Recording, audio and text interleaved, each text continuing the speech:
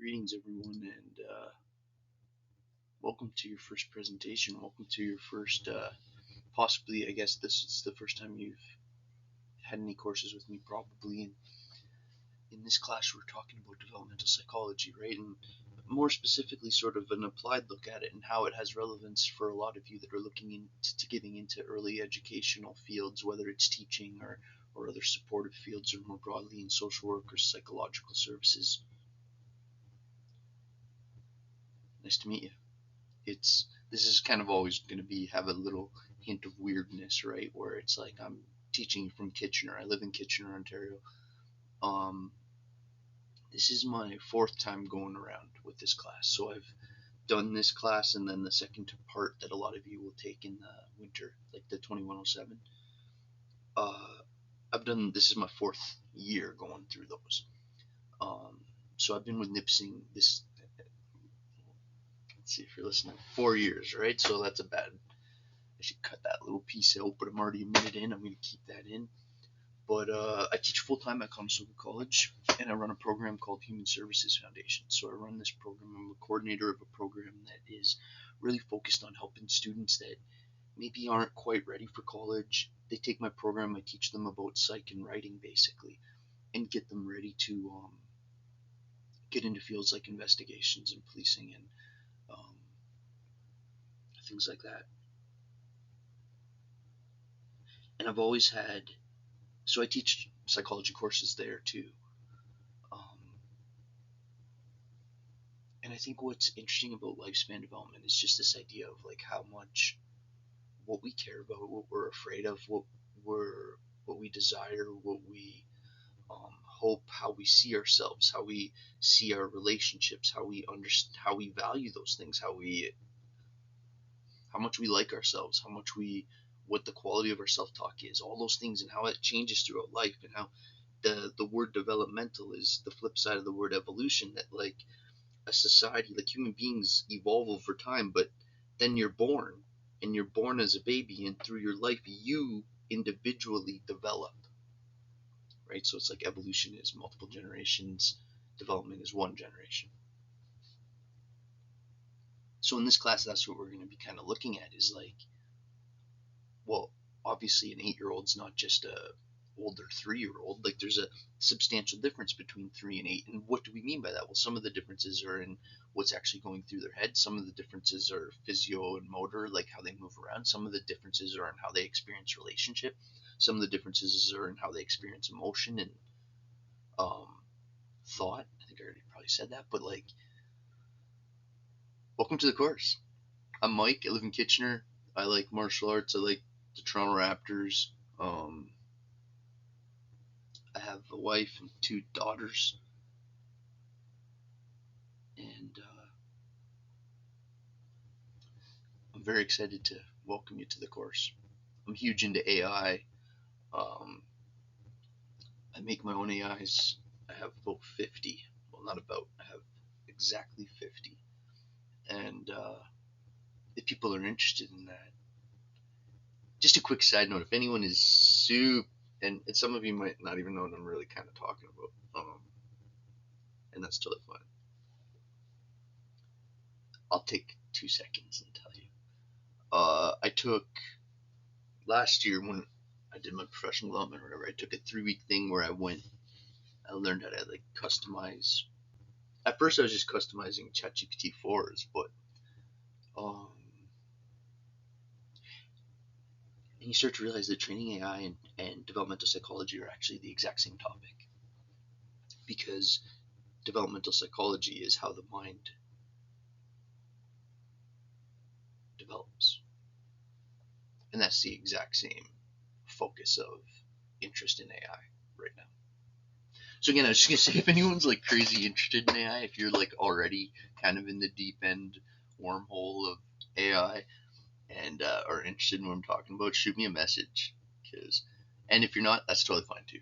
All right, that's just kind of my other thing. I'm like a gamer turned AI coder. All right, let's keep going here. Yeah, so here's a picture of my crew. My wife Julie and my older daughter Evelyn and Charlotte. Evelyn's now, she just had, well, it's technically her birthday's tomorrow, but yesterday she had her party. She's 8 years old, and the baby's now 3. Charlotte's now 3. And also, he's not around right now for some reason, but I got a sidekick. I got a Siamese Himalayan cat named Scotty, too. So that's basically my crew. And yeah, we're coming to you from Kitchener, Ontario, which is decently far from Nipissing. Like, it's, in case anyone doesn't know, I know a bunch of you probably are from southwestern Ontario originally, but like, I'm about an hour from Toronto or London. I'm basically in the middle. All right, let's keep going here. So in developmental psychology, you'll sometimes hear people say this, that like, we develop the same but different. Again, that's like it's a weird thing to say, right? It's like saying like turn right, left, but like saying that we're the same but different means that so much of our differences lies at like how we've internalized our experience. It's like if we get down to like the genetic differences between us, or if we get down to the personality, or even like the anatomy of the brain, or even like if we start getting at the actual differences, we find that the differences are fairly small. We're in like a few percentages of differences, right? Like the difference between you and your friend is in like, you're like 99% point something similar, and then a little bit different. And that little bit though is where the whole amount of human variety exists, right? Because it's like, if you're wondering what I'm saying, like, let's just take the skeleton for example, right? It's like, it's not like human beings are the only animal that has a spine, right? All vertebrates have a spine, right? So it's like, there's only things like jellyfish don't have spines. So spines have been around for a super long time. And so like, that's such a weird random thing for me to pick, but like, what I'm trying to say is, what makes you and your friend different isn't the makeup of your spine, unless there's actually like a specific problem or something. Maybe that would be a difference. So much of what we call human difference exists at like a processing level, exists at a level of how the life I had affects how I'm seeing and processing. And I'm not going up notes, I just like basically stare at my desk when I talk sometimes, which like, just to prove what I'm saying here, I'm just looking at, you can see my mix, my like keyboard or whatever, but mixer's over there. But the thing about, and I hope this style of teaching works for some of you. I don't know what your other teachers do. I only know Roxana. Like, if you know who that is, the chair of the program, I know her really well, and she's a friend of mine. But to be honest, I couldn't even name another teacher at Nipissing. So, yeah, I just hope you like this style. I'm gonna treat this class, since it's not in person, I'm gonna treat it a little bit more like a video podcast, if that makes sense. Like, what I'm trying to say here is,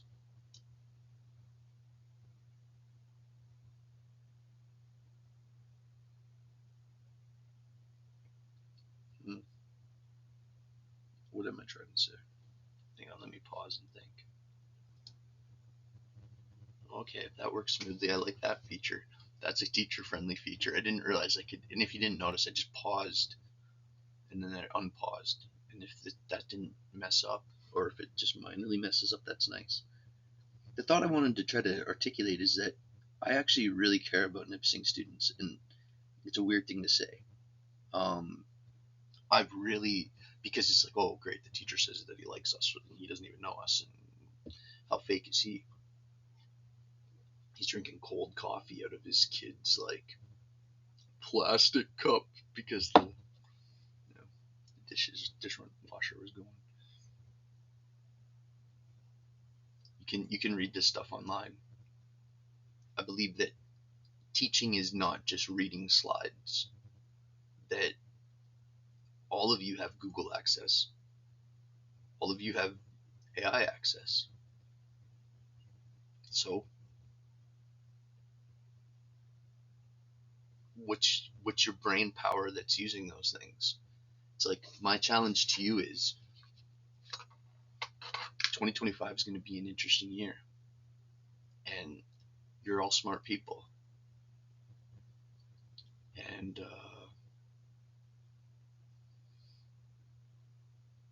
AI needs to be taken over by good people. Anyways, I'm creating a child-safe AI. Is my huge Loki.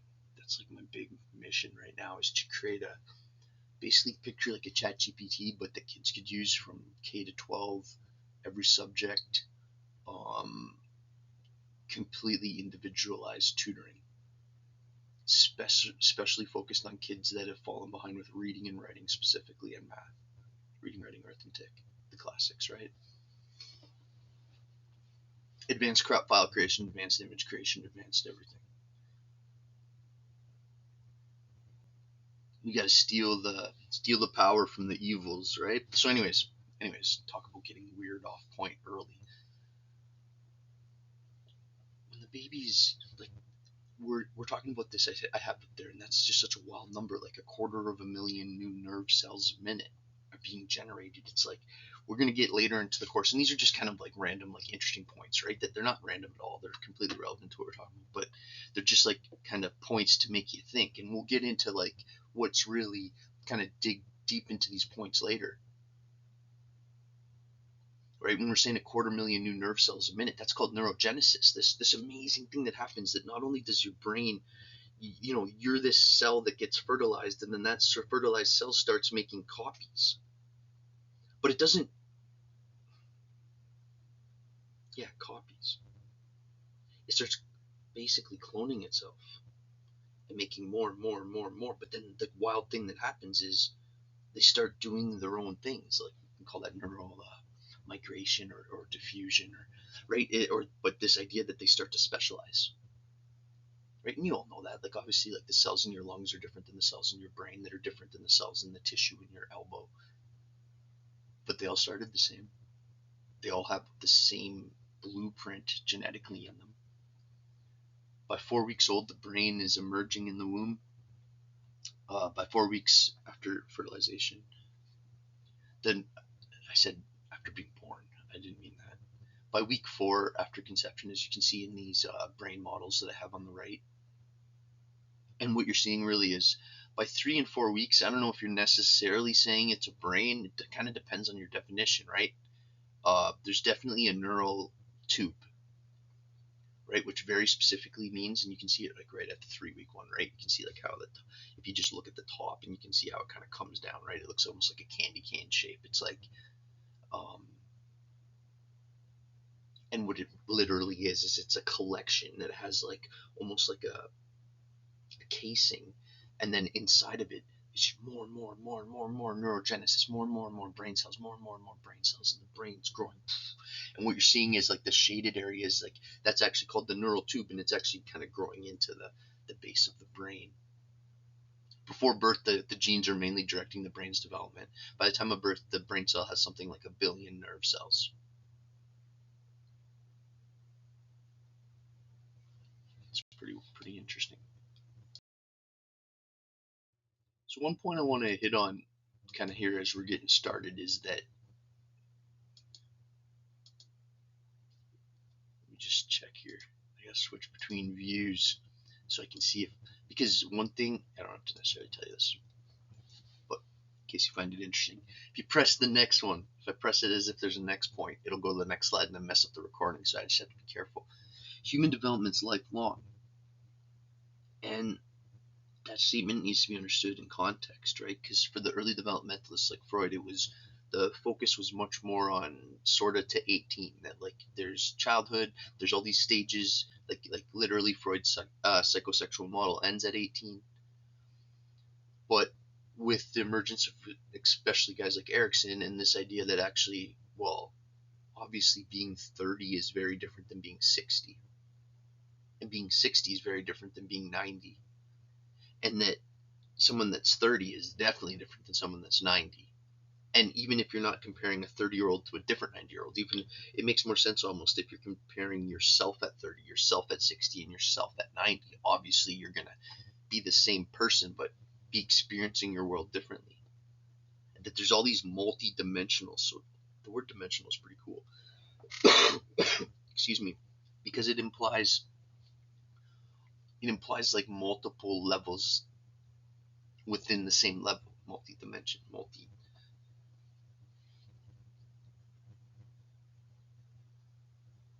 it's not a different place. It's the same place. It's multiple layers of stuff in the same place. That you're a thinker, you're a feeler, you're a biological organism. You're something that's in relationship with people. You're something that has memory. You're this multi-dimensional being. That your development has a plastic nature to it. That you're not, and this is important for maybe people to hear if they've been through rough stuff, is that like your patterns are patterns, and because they're patterns, they can be changed. And that doesn't imply for a half a second that it's necessarily easy. But if you were to make a user manual on what a human is, you would have to include that humans have the ability to change, as demonstrated by countless examples. But the problem is that that doesn't make it any easier for any one person to necessarily do it, because so much of things is contextual. That's like if you told me like, oh, on the weekend you yelled at some person. I'm like, oh, that's kind of weird. It's like, well, why? And you said, well, because I just felt like it. It's like, okay, well, that's one context where that makes you seem like the bad person. But then if you're like, well, because the person was like about to get hit by a car, and so I yelled at them to move. It's like, oh, okay, well, you're actually a good person in that story. It's like the context matters, like what was happening around it. It's like one of the reasons people are so different is because they just had a different life. As simple as that sounds, they grew up in different families, went to different schools, had different friends, were influenced by different neighborhoods. Like nowadays, it's like we're following different people on social media. It's different. So in developmental psychology, what I like to do, just so you know, is I'll kind of put the main points up here and kind of set you up so that you can chip away and just kind of like what I would recommend you taking notes is basically like what I'm showing you, right? Like a lot of what I'm talking about as my side notes and as my examples are just like that. They're just like an example or me trying to like explain the idea. This idea of process is that some of what's happening when we're aging is physical changing. Some of what's happening is, or we call physical changing here biological, right? That like your bio, like your physical self, your carbon-based organism that goes through certain changes, right? We could talk about how this is going to be primarily dictated by genetics, right? But this influences things like brain development, and also like you can see there that some of those are behavioral or habit-based influences on this, right? So like things like the quality of food that the person's eating, if they're getting exercise, with their hormone balances, all that kind of stuff. That's all like in the complex story of who we are. That's in the physical part, and then there's the cognitive part, right? The whole like thing about like how I'm understanding my world, how I'm using language, how I'm understanding other people, how I'm able to process things and make sense of my world, and the whole topic around intelligence. And then there's like the social and emotional level, right? Where like when we're a baby and it's like all about mom or the primary caregiver, and then when we're like starting to get a bit older, it becomes about our friends, and then as we get old, like into our late teens, early 20s, it's all about like whatever, maybe dating or whatever the situation, right? But the idea is that like, okay, it's not just that a 4-year-old's different than a 10-year-old. It's that they're different in all these different ways. Some are biological, some are cognitive, and you probably already know this, but cognitive is just basically the work that your brain does, right? So it's like cognitive psychology is like looking at memory, decision making, prioritizing, anything that's like mental work for your brain is is demanding cognitive energy, cognition.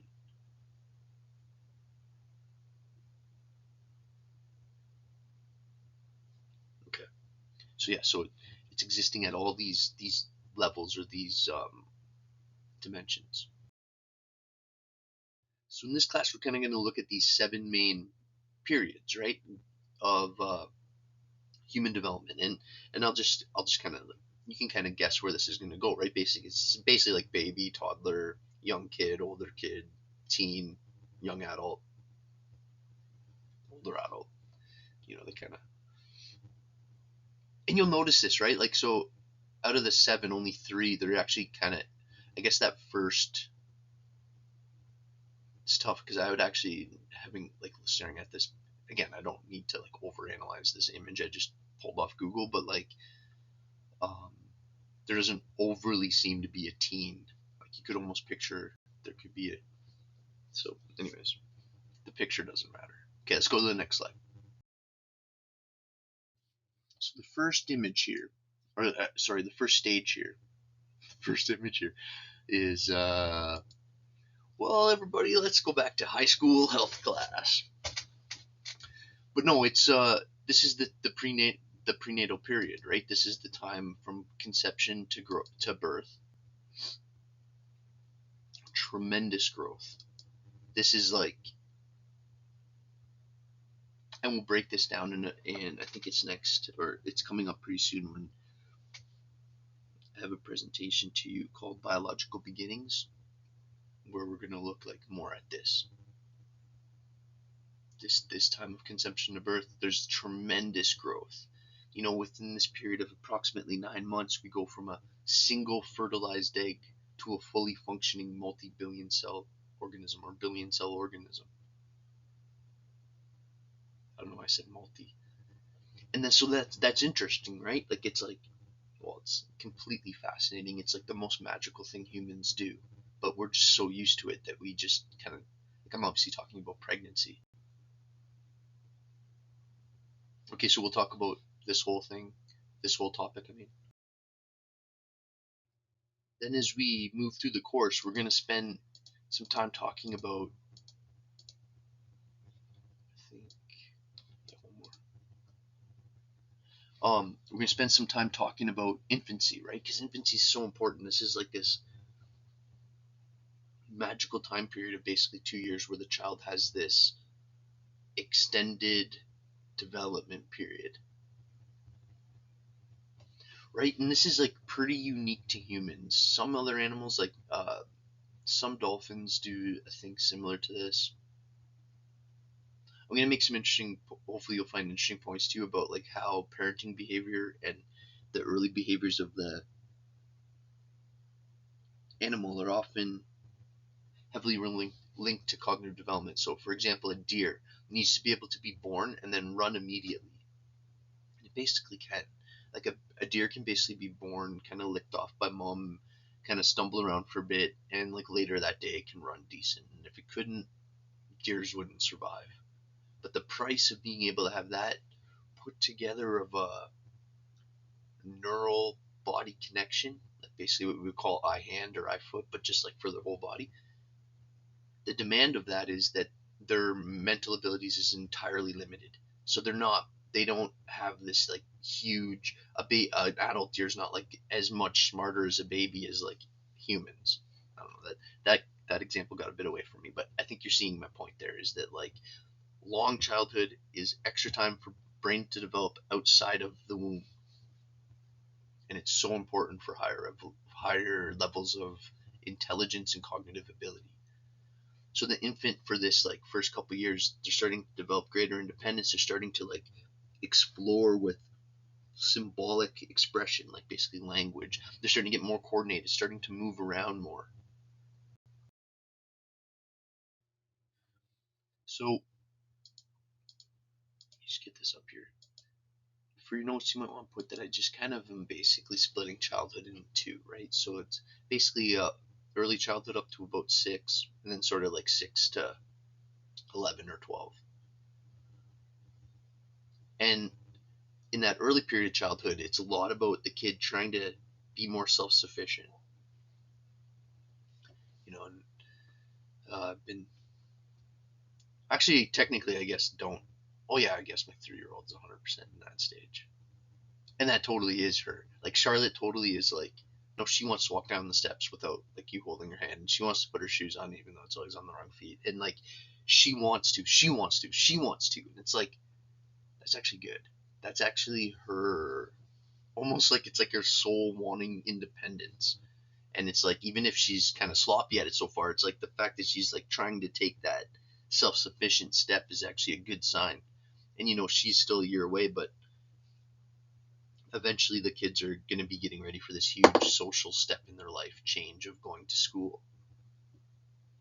And then like to continue on that school topic later, then we're going to be talking about this idea of like how once the kids are at school, the whole main social influence on their life switches from the primary family unit to peers, to friends, right? They're exposed to a world outside of family and to the prevailing culture, right? So that's like this scary idea that as a parent, you kind of have till like 5 or 6 to sort of set the internal compass of the kid.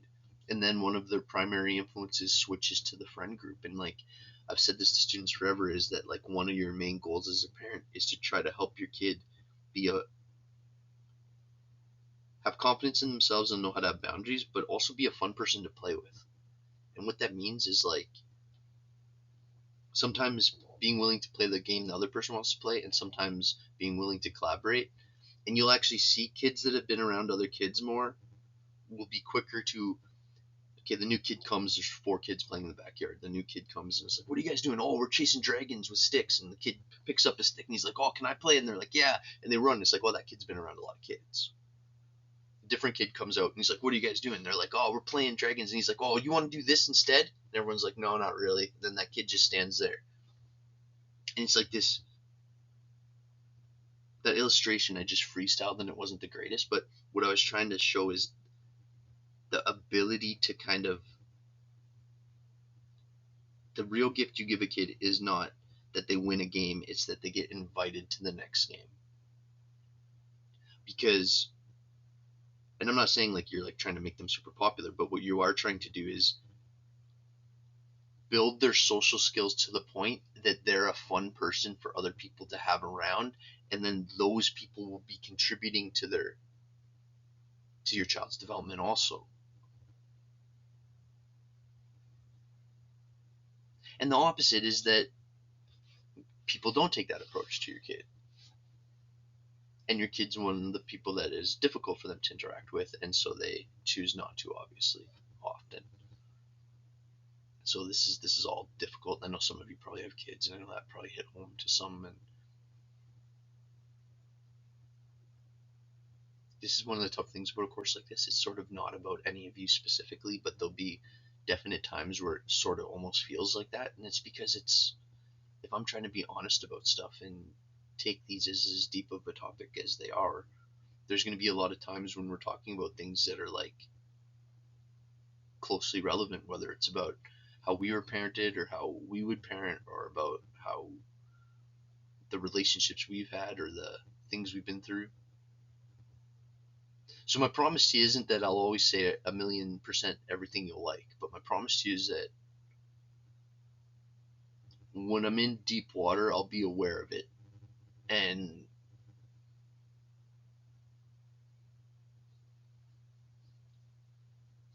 I actually care about you. It's a weird thing to say because you're like, oh, you don't even know me, but it's like, yeah, I actually, if I found out that I, yeah,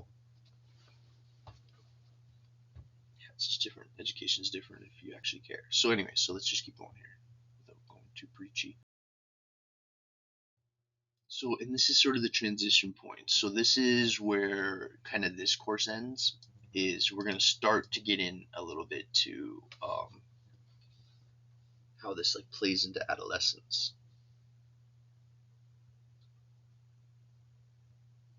And it most certainly does. So if we look at this as this transition period, this adolescence or this adult training adolescent, this like period that goes from basically, I put there anywhere from 10 or 11 to 22, and it's like really, again, it depends. Like, are you taking an entirely like puberty based physiological understanding? Are you taking like how are you defining it? And so the reason why there's some range there is because different researchers define it differently.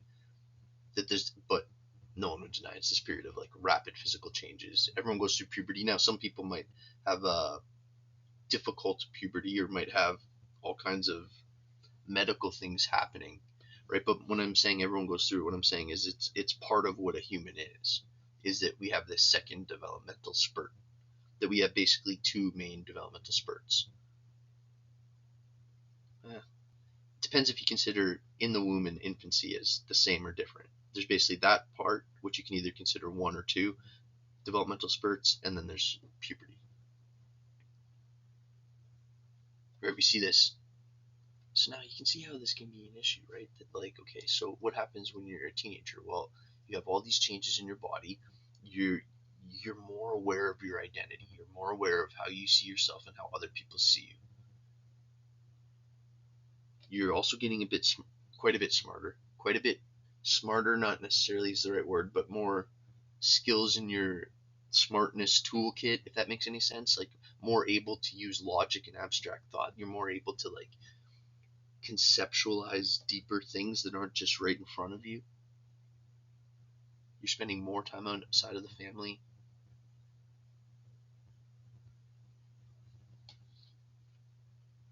And then this will kind of be where we stop, and then the 2107 course will sort of pick up here and finish the life course. But I'm just going to kind of give you a quick overview of the last three also, right? That there's also like, I put increased risk taking.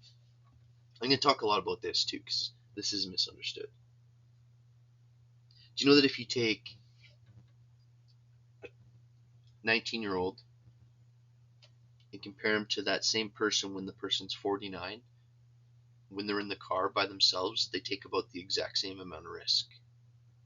But when they're in the car with friends, the 19-year-old takes way more risks. So the riskiness is almost all socially embedded, right? In that it almost always is happening in social situations. So that's an interesting thing, right? It's like, so is that the adolescent's more risky, or is it that the adolescent's more influenced to take risks when around other adolescents as almost like a, I don't know, as a rite of passage sort of thing, because we don't really have those in the West? It's like, is it like all that shocking to people that people are riskier when they're around other people that are? But I think that that's an interesting piece of it, because I think the way that it gets often presented is just that teens are more risky, not when they're by themselves. It's an interesting research finding. So then we'll move into early adulthood, sort of like 20s, 30s, where I'm expecting a lot of you are.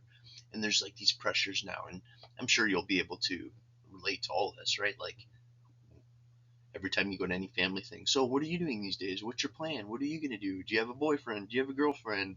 Where are you going to live? Are you going to have kids? Are you going to have a dog? Are you going to blah, blah, blah? It's like you're under all this pressure to establish who you are as a person, how you're going to pay for your life, basically, economic independence, how you're going to find a career, and maybe have a family. I could have picked a better word than mate.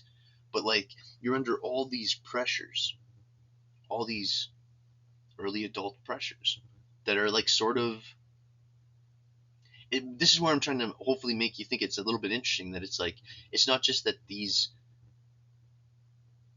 I would predict that you were dealing with issues around these topics based on your age, just like I would predict that a 16-year-old is dealing with identity issues, and that a 60-year-old is dealing with questions around whether what they're doing in life really mattered, that there's different pressures on different ages.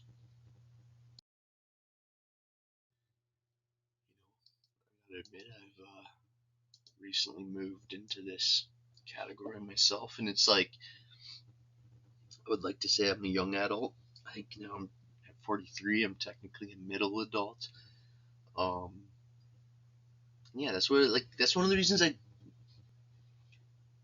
It's one of the reasons why I find teaching, at least pre-pandemic, and it's starting to get back to it, teaching rewarding, is that like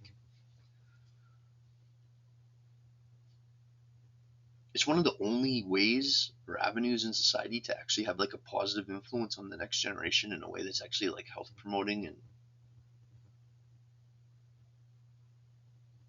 I don't know, because I think part of me wants to think that like what I'm doing matters, right? Like it's like just like how a teenager is trying to like struggle with themselves. When we get to Erickson later in the course, you'll see that like it's very common for people at my age to be like, is what I'm doing helping people, and is it like good, and is it like whatever, or is it just, am I talking to the wind? Am I just being useless?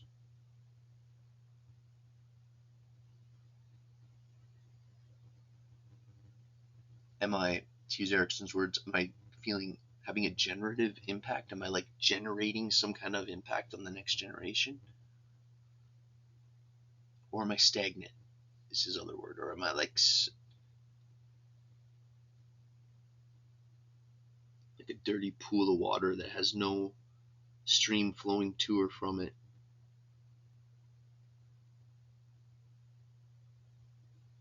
You don't want that to be like a definition of your mind.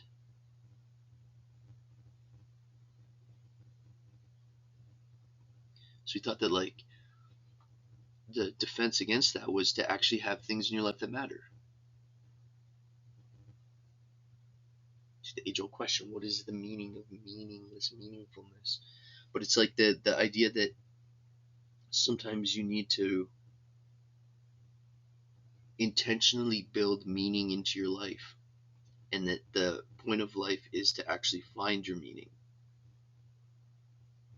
and that changes everything, and that's actually something that you can bet on when you're older is going to have a huge effect on your mental health, whether or not you feel like what you're doing matters. So if you know that now, you can hopefully help yourself later by building in. And it's not rocket science. It's like, well, what will make you happy long term? Having decent people around you, trying your best to take care of your mental health, and to get your self-talk as pro you as possible. You know, build the stuff that matters.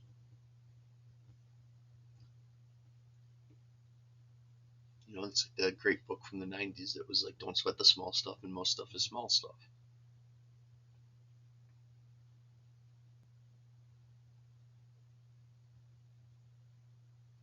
You've all been hit very hard these last few years with very well-funded messaging.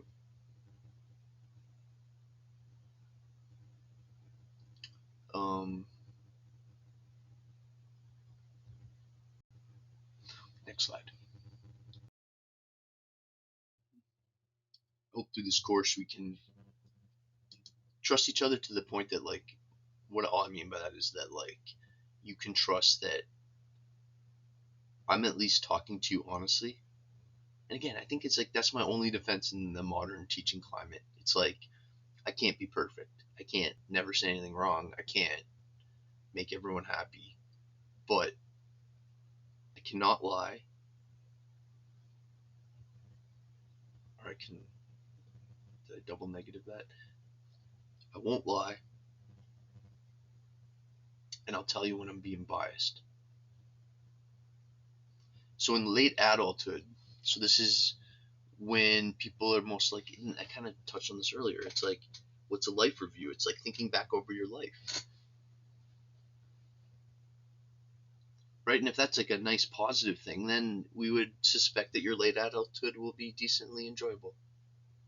But if that's full of despair and doubt and wishing you had done everything differently, you know, that's Erickson's warning that the positive side of this is that you'll develop integrity. You'll develop a sense of like that you were a good person. You can look back with pride over your life. And the negative would be that you can't. And then you deal with despair, which Erickson said was like basically wishing you could change things but having no time. And that's not a place you want to be in for your last years.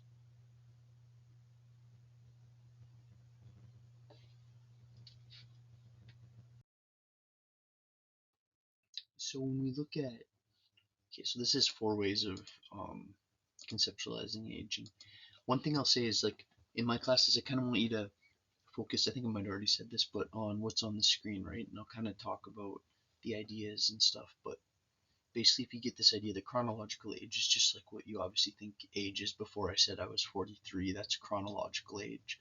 But maybe maybe I'm a smoker and I have lungs like I'm like kind of, you hear people say like it's like you have lungs of someone older, or somebody that is in good shape has the lungs of somebody younger. It's like that's people talking in like usually a medical situation, more in terms of like biological age. Or you'll sometimes hear things about psychological age, like sometimes in the realm of like developmental disabilities, if somebody's functioning at a level cognitively which is, being just captured into this idea psychologically, at a level that is below their peers, their age level peers. And then social age, you hear this in terms of like, so say somebody gets injured early into their later adulthood and become very isolated, and it's like they're living almost like they're a 90-year-old when they're 60. Or then you could have like the reverse in a more positive situation where somebody stays like super, maybe your grandma or someone stays like super active and has quality of life into her 90s. And so there you're, and so part of that is like, so what I was kind of saying there is this like social age concept of like, part of what is aging is how much we're engaged with the world. And like,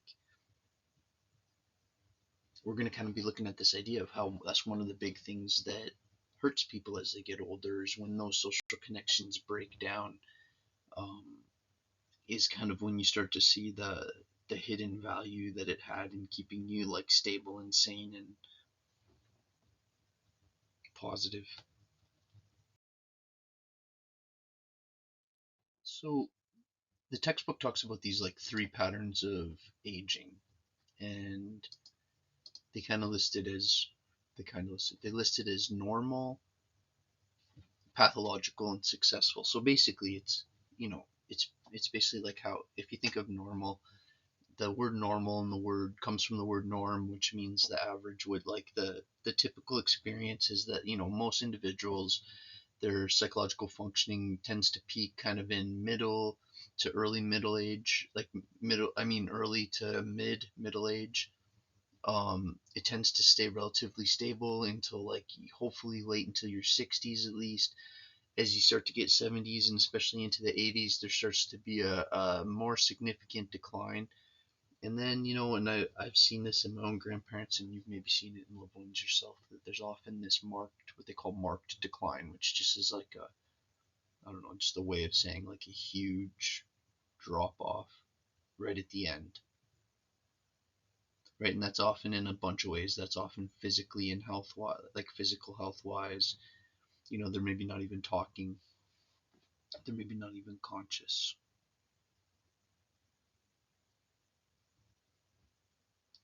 And hopefully,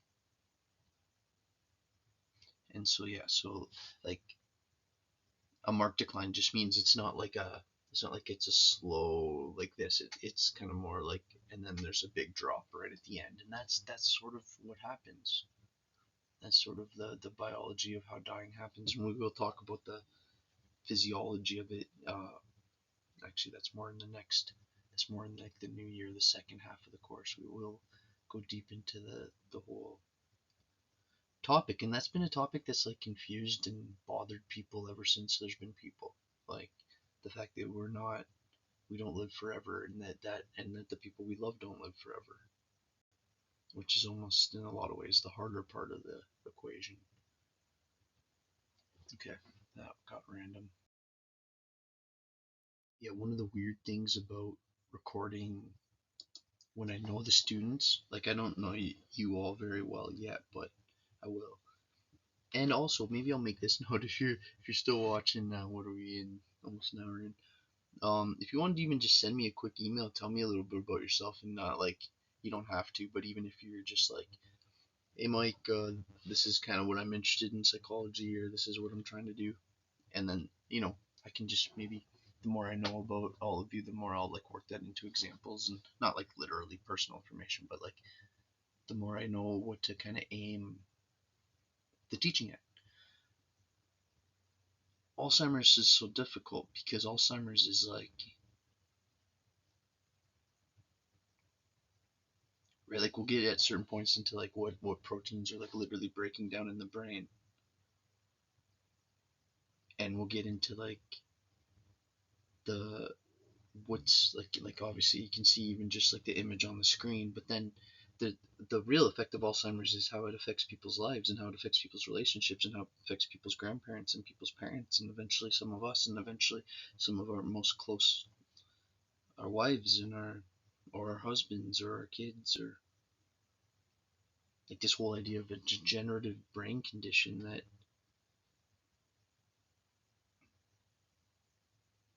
that individuals have greater than average decline. So some people, this is kind of to go back to the slide before, it's like, well, there's sort of the normal, and then some people unfortunately reach decline earlier, and sometimes it's because of cognitive reasons, like related to the breakdown of the brain. And this brings up a bigger issue of how in the Western world, since people are living longer than they used to in the past, when people used to die more of things like parasites and infections, now most people that are dying of natural causes are dying of things like heart attacks and cancers, right? Which are cardiovascular issues, so heart attack, lungs, and cancers, and things like Alzheimer's and dementia, which are all kind of these degenerative conditions that increase with likelihood greatly as you get older. And so part of it is that people are living longer, and because they're living longer, we're seeing a lot more people that are, reaching that 90 to 100 range, and maybe the brain caps out at like 100.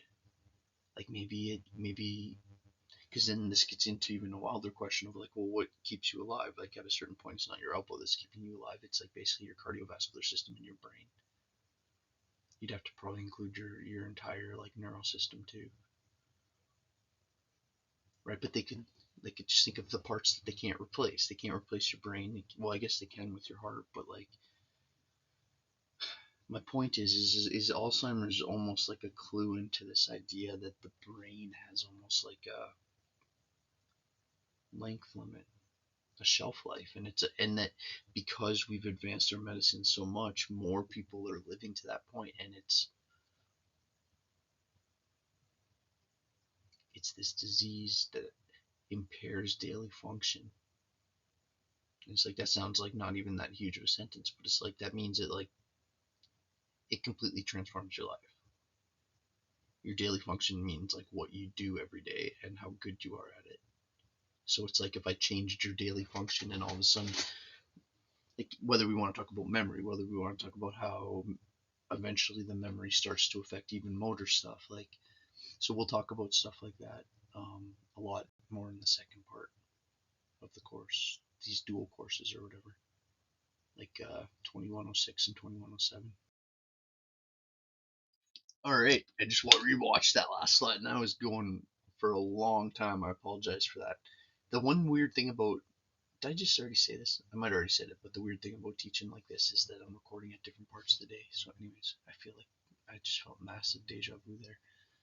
So the other thing is, or the third one then is successful aging, right? So I basically just said like normal, but not normal meaning good or bad, normal meaning like the average, and then sometimes it's worse and sometimes it's better, and that usually when it's better for specific reasons, because it's better physically, it's better, more engaged and hobby focused cognitively, and more socially and emotionally engaged, right? So that's why I like picked the picture of like, you could maybe picture that as like someone's grandma on her like bike on the way to go like hang out with her friend or something, and it's like, well, that's good for a whole bunch of reasons, because she's getting exercise, she's maybe going to see her friend, that's like great social, maybe when they're hanging out they're like playing bridge or playing some card game, it's like that's good for her cognition, and then she like bikes back, and it's like, not to mention the whole positive aspect of friendship and caring and love and companionship, right? So it's like, it's an important thing, or it's an important thing.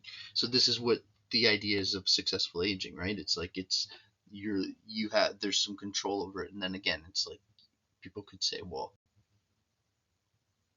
what about nature, nurture, that kind of a discussion. And I would say, let's go to the next slide, right? Because obviously in the real world, nothing's simple, and nothing's one or the other, and anyone that's telling you it's all nature, it's all biology, is wrong, and anyone that's telling you it's all nurture, it's all learning, it's all social construction is clearly wrong. It's like it's some kind of complicated interaction of the two. You're completely a biological mammal, and you also live in a world that influences you, and those two things, your nature, your genetics, your personality traits, your talents, your instincts, your whatever you were born with, your biological composition, and then that was born into a world, and that world parented you and raised you and taught you in a certain way and at a certain quality. right? So I'm kind of just trying to present this idea that the nature nurture debate is really interesting if you want to break apart an issue and talk about its dynamics, but it's not really useful if you're doing an either or because it's just too simplistic. Like obviously biology exists and obviously learning slash conditioning slash culture slash whatever you want to call it exists. So it's more like how is this influencing, right? So if we look at a certain thing like identity, how much is identity influenced by something like Erickson saying that it's almost like this genetic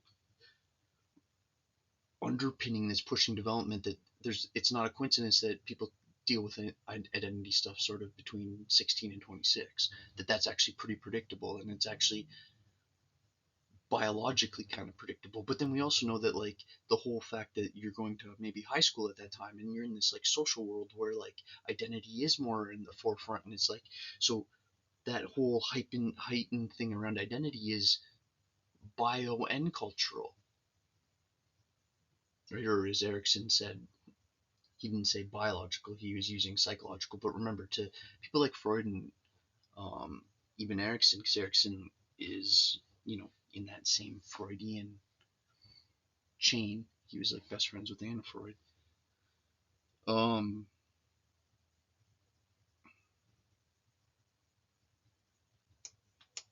oh yeah, I almost lost my thought, but it came back to me. Your psychology is your biology, of course.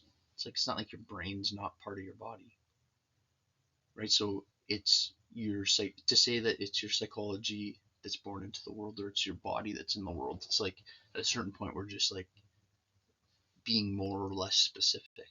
It's I'm talking about the same thing.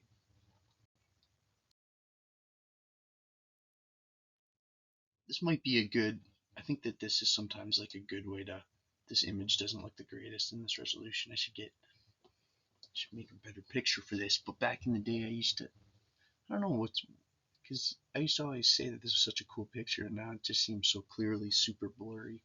But it was supposed to be your at its coolest, it's like a DNA double helix, right? So double helix means just like, don't worry about this right now, but I can't do it with my fingers because it's in the mirror and I'm trying to watch myself do it, and it's mirrors and Zoom and PowerPoint, blah blah blah blah blah blah blah. Okay, I should restart the slide, but I'm gonna go with it.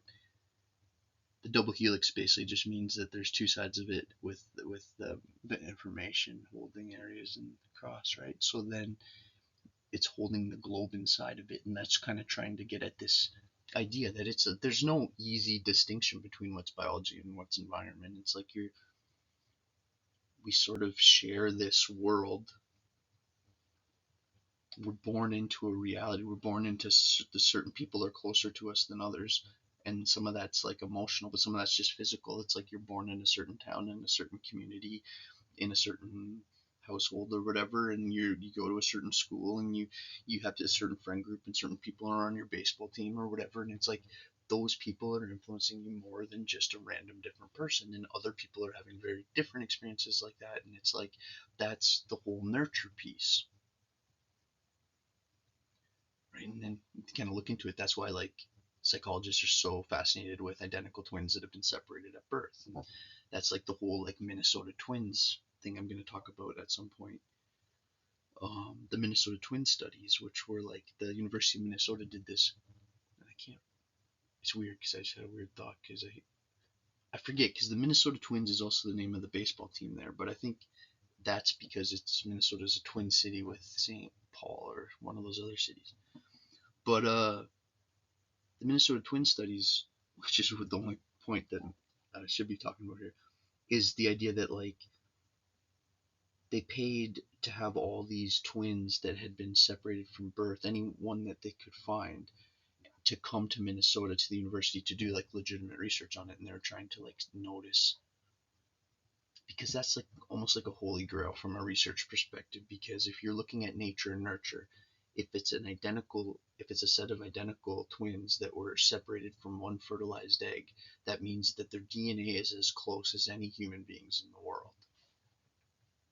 So that means their nature is as controlled as possible as a variable if you're looking at an experiment. So then you would expect that like almost any difference between them would be the response of nurture. So yeah, so like you can even, I think it's called like born together and reared apart. Reared apart means like raised apart. Born together, raised apart, but it's reared.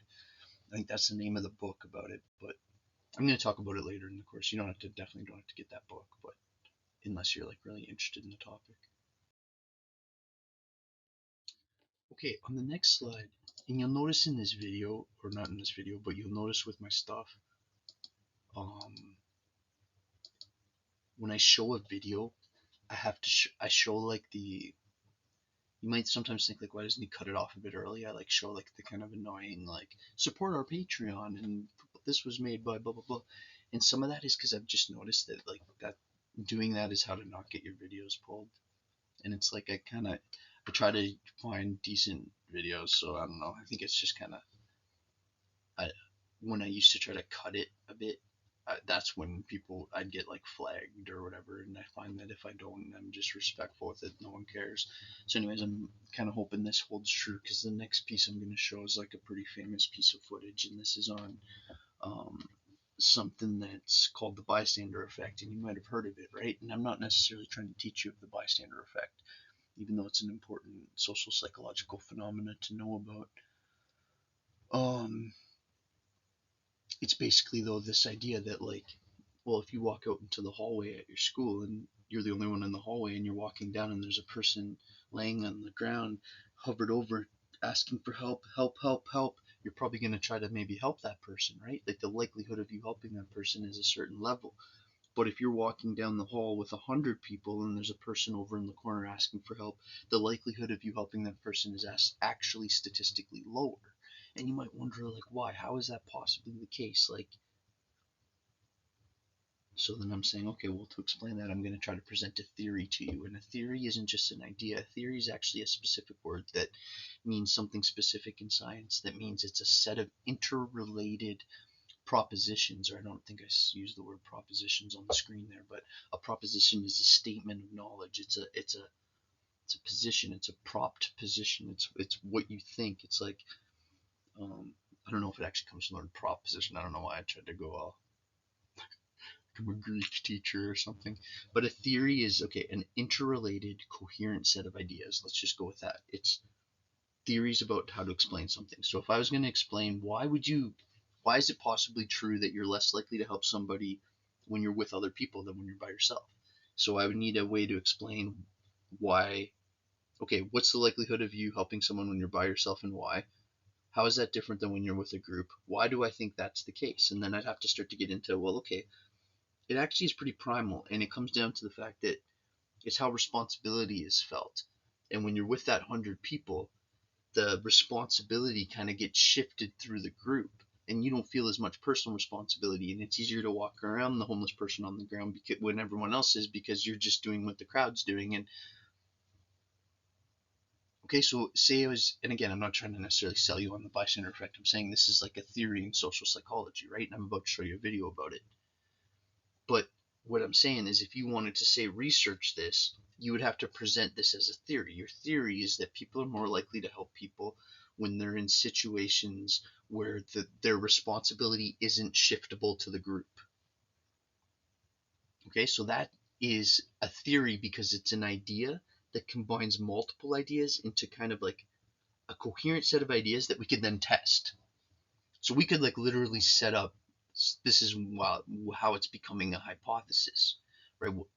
So a hypothesis, you could add to your notes, and I'm being a bit wordy here, but it's important. This is like the core of science. And a hypothesis is a testable theory. It's an idea that you can test. It's a hypothesis. It's a hypothesis. It's a does hypo mean before or after? I think before thesis, right? I think hypothesis, and I don't know. If I'm right on that, I just freestyled that, and I'm 4 minutes into this slide, so I'm not redoing it. Yeah, my hypothesis, and that might not even be a word, but it's just saying hypothesis weird, and hypo usually means before, and hyper usually means after, or no. Anyways, don't even worry about that. The scientific method is essentially a 4-step process, right? It's basically like when people are talking about what's a scientific method, is saying the difference between just being a person standing on the corner just talking nonsense and just sharing your opinion and being a scientist is your approach. It's how you are you actually trying your best to articulate what you're actually talking about, figuring out a way to actually measure what you're trying to measure, creating I'm saying they're collecting research and information, but first you would have to like design your experiment, right? Are you going to like survey people? Are you going to like record things? Are you going to do like observational data collection? Are you going to be doing this all with like AI and computer modeling? And then how are you going to analyze that? And then how are you going to analyze, meaning like, okay, now you have all this information, so what are you going to learn from that information? And then how are you going to take what you learned and put it into whatever, a documentary film or a book or a series of podcasts or a video game or whatever it is. Okay, so bystander effect. Place like this street in New York City, if you were unfortunate enough to be the victim of a crime or taken ill unexpectedly, you might think that surrounded by all these people, someone would intervene. After all, isn't there safety in numbers? Psychologists say no.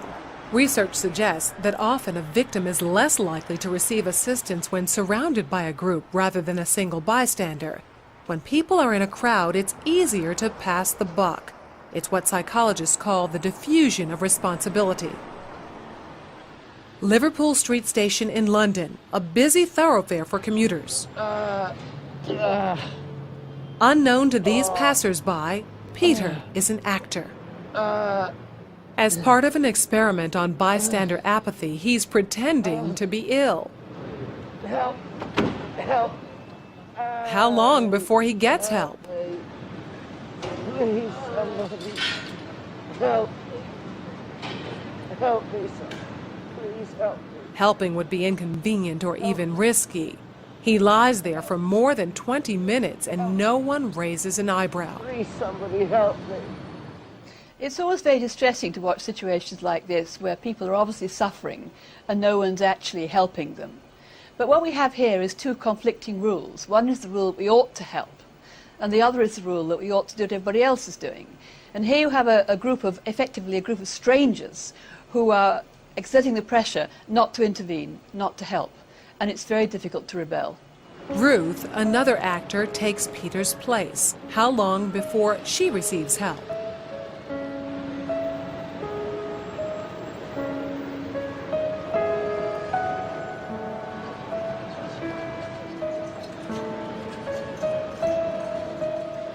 Four minutes later, and 34 people have passed without stopping.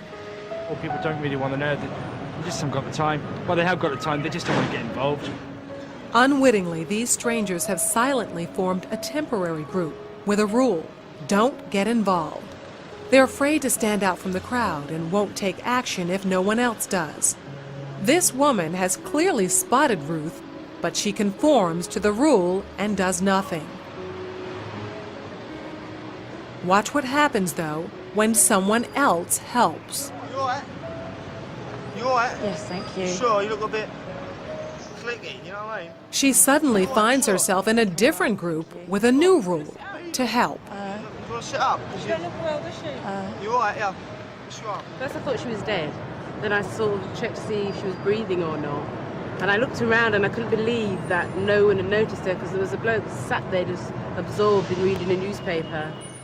This time, Peter's dressed as a respectable gentleman. Now that his dress is in keeping with those around him, how long before he's rescued? Hello, sir. How are you today? I'm alright. 6 seconds. She even calls him sir, and suddenly everyone's a good Samaritan. Do you suffer from epilepsy? No. Why you're lying on the floor in the rain? Because he's part of the right group, everyone wants to help. I would just hate to be in his position of feeling ill and nobody helping and walking past, so I'd just like to check that he was okay. And I thought, well, it's wet, so he must really be ill because he's going to ruin his suit anyway.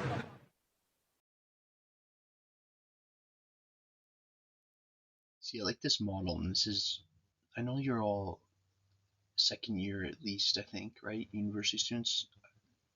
I know a few of you are probably in your third year, and for whatever reason are taking this in your third year, and that doesn't really matter. But what I mean is, Just that, like, I know you're very smart people. I'm not trying to just show you like a simple diagram and be like, you should be amazed by this, but really it's a pretty deep diagram, and it gets to the core of, I'll say it. It's the Francis Bacon basics, right? Like, it's Francis Bacon, the person that basically started the whole, not really started, but he's credited highly with the development of empiricism, like actual experimentation science. Like, what's it called? The Society for the Advancement of Sciences. Excuse me, in England. And it was Francis Bacon, the person that, might have been Shakespeare. Might not have been, though, too. Very interesting person. Same time period. And the idea about the scientific, really, like, politician, huge writer, huge scientist in England at the time, and this idea of the scientific method, that to be a scientist, you can be a lot of different people. You can be totally, you don't have to be unified, you don't have to be in the same lab, you don't have to be wearing a white coat, you don't have to be, all you need to do is honestly engage the world. You need to think of what is interesting and establish research questions. And it's like, not just what you want to learn about, but what about that thing do you want to learn about, and what's uniquely interesting in the way that you're seeing it, and what is it about it that you want to reveal to other people, and what is it about it that makes you passionate enough that you would throw yourself into research on that. And then once you've kind of can answer those questions, you're ready to start to show me what your actual research question is, and then we can take that research question and build it into a hypothesis. So if this is what you want to ask, then how would we test that? So we would test that by doing this, and then, okay, so this is our hypothesis, that we're going to do this and test it, and then we'll make an experiment to do that, and then we'll write down what happens, basically the results, and then we'll make conclusions from that. And if it supports that hypothesis, then we report that. And if we're honest and it doesn't support it, then we report that too, if we're actual real researchers traditionally. Because what that does is, there's no shame in reporting. If you're doing actual real research and you're trying to, like, determine, does a certain medicine do a certain thing, and you find out that it doesn't, you need to report that, because then you're actually adding to the data, because the next person then doesn't do that and focuses on the next thing, is actually using your information. So a negative finding is often still useful if you're actually doing real science, right? But some people, whatever, I don't need to get too much off point. And then you see how, like, the green is like, well, if it's not, then you back to the drawing board, back to the drawing board. One of the interesting things about teaching a class like asynchronous like this is, like, just how it plays out recording it, right? Because it's so different than, especially since this is in the sideways the whole way. Again, I know I feel like I'm, like, talking to the mic a lot. It's like this microphone is actually a decent listener, but I think that, like, what I'm trying to do with this is be as personal and as real of a person as I can to you, like, ignoring the obvious fact that we're not meeting each other in person, and I live whatever 8 or 9 hours away from where you're going to school. It's like, I want to try to show you, like, you're hanging out in the basement right now. It's like, I'll do this. This probably is not going to be very smart, but if you look around, it's like, you see down here, it's like, it's kind of like, see them doing some work on the ceiling. See over there, there's, like, couches and chairs where the kids were making a big mess. Look at the floor is all messy, foosball table. Then over here is, like, kind of my lab, my gear and stuff over there. See your recording in progress. So that would probably, hopefully none of you have motion sickness issues. But, okay, back to hanging out with me from the basement lab.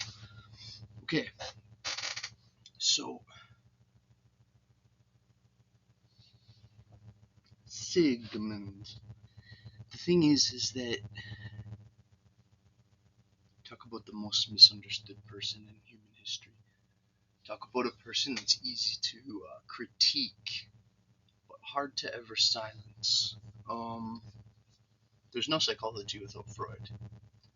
He puts the therapy in the therapeutic psychology. That's actually a line I stole from my AI. My AI said that which is a weird thing to say, but yeah, I have like my AI now.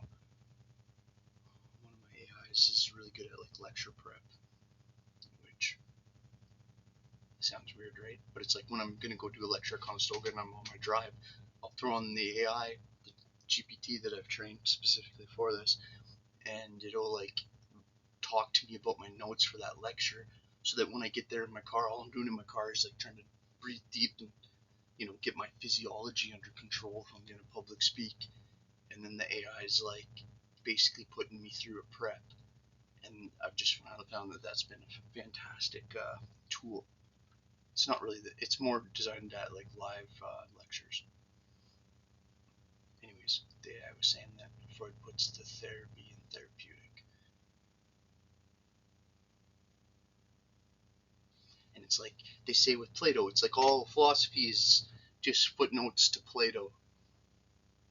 It's like all psychology is basically footnotes to Freud.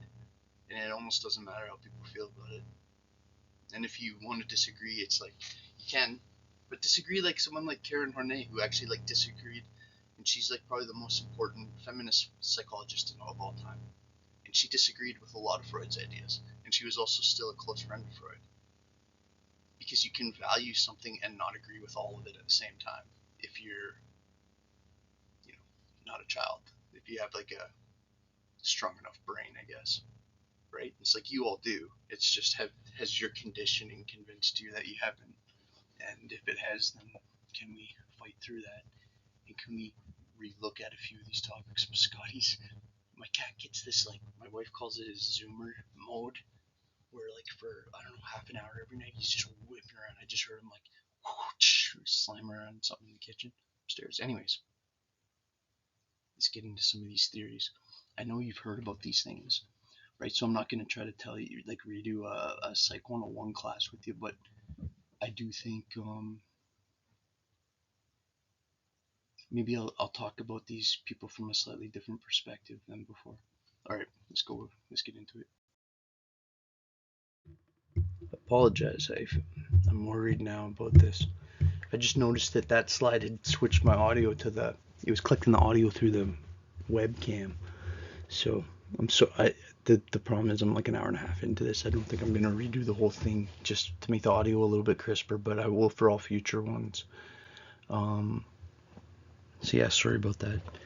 So psychoanalytic theory, right? This idea that like Freud was a medical doctor and he kept having these women come to him and explain to him situations that they were dealing with, and it's like, well, why women? Well, because it was mainly the aristocratic people that could afford to have any kind of extra help, and they would come to him as like a doctor and explain to him things that we would now consider like a whole list of different mental health conditions, and he was trying to see that there has to be something going on that's more than what we're seeing. There has to be like more to the tree that's underneath the surface. There's got to be more to you than your behavior and your memories of your life, because there seems to be, even when you tell me your whole story and even when I watch your behavior, there seems to be something missing. There seems to be a dynamic that we're missing. And so with psychoanalytic, you can see how psycho or psyche is like a root word that means mind, and psyche in psychology, the study of the psyche. So psychoanalytic just means that the act of analyzing, or the analytic approach to the psyche, right? How would we try to study it as a topic? Like what I was saying on the slides before, like how do we try to approach this like more of a science and less like a philosophy, right? Because it's not like before Freud there weren't philosophers and religious people talking about things related sort of to psychology, but what makes Freud interesting is trying to take this more scientific approach. And then it's interesting because like nowadays we're like, oh, how is that scientific? It's like basically theory. It's like, well, it's comparative to the time, right? Like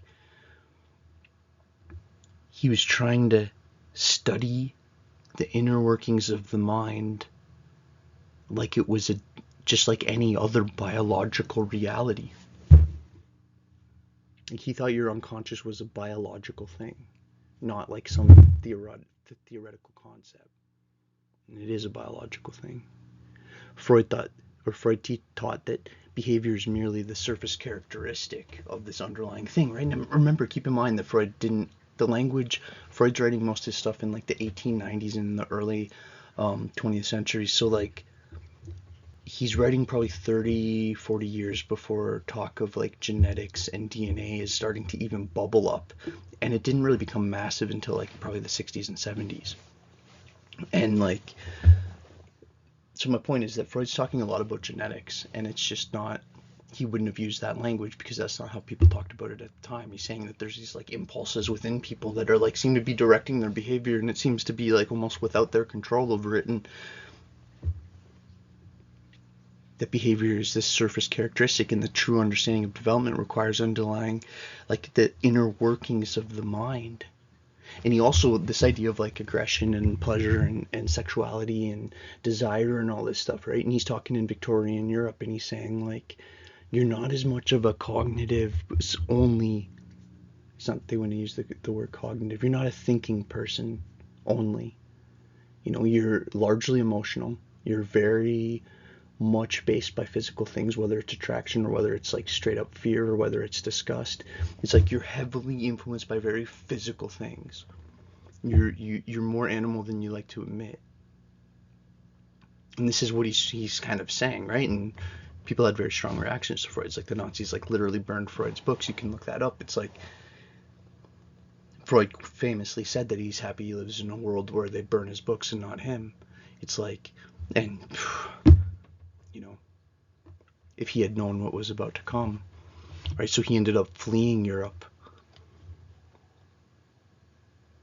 He was a Jewish scientist, right? So it wasn't safe. But they had all their families there.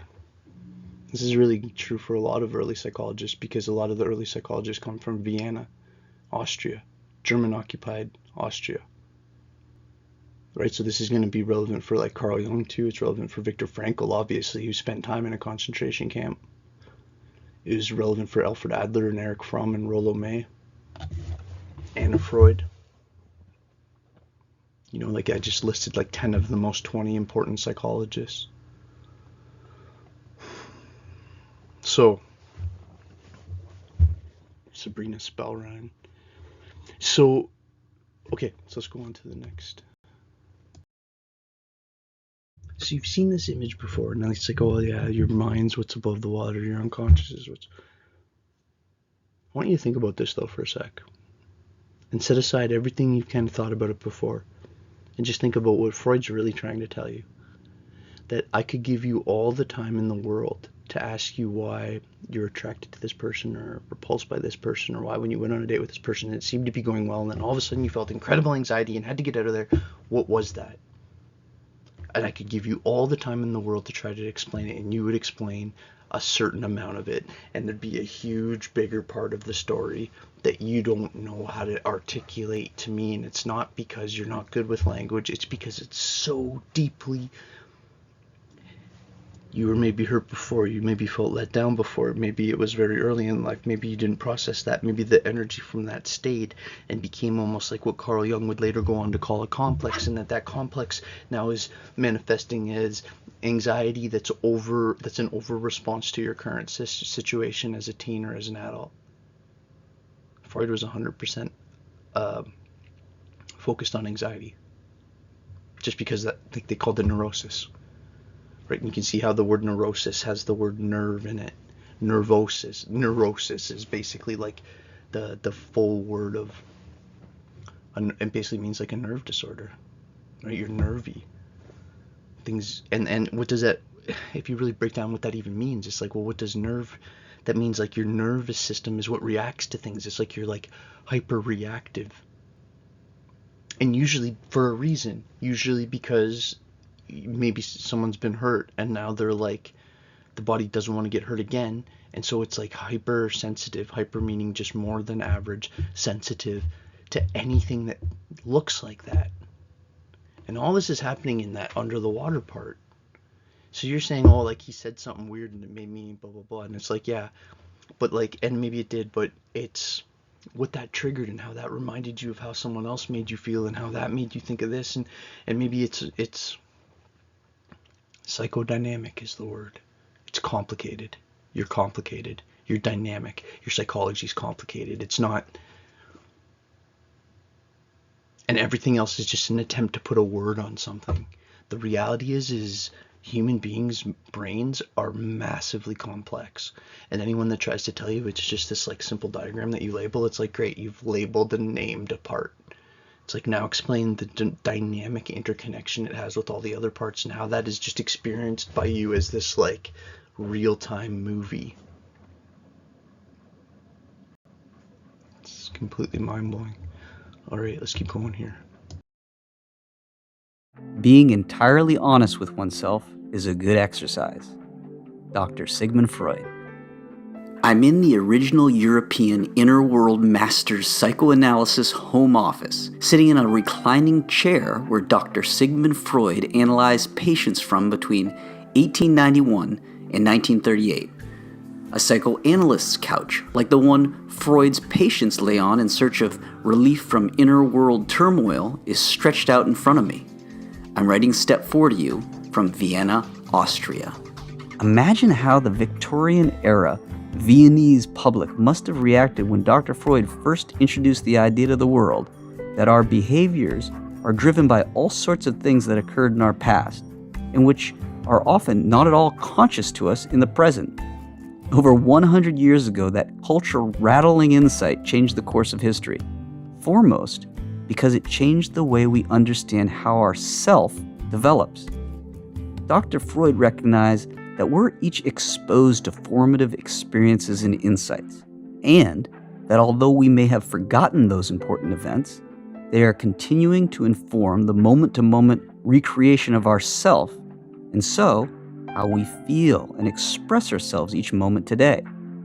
Dr. Freud taught us that many of the experiences that influence how our self is produced today occurred before we were able to form lasting conscious memories at all.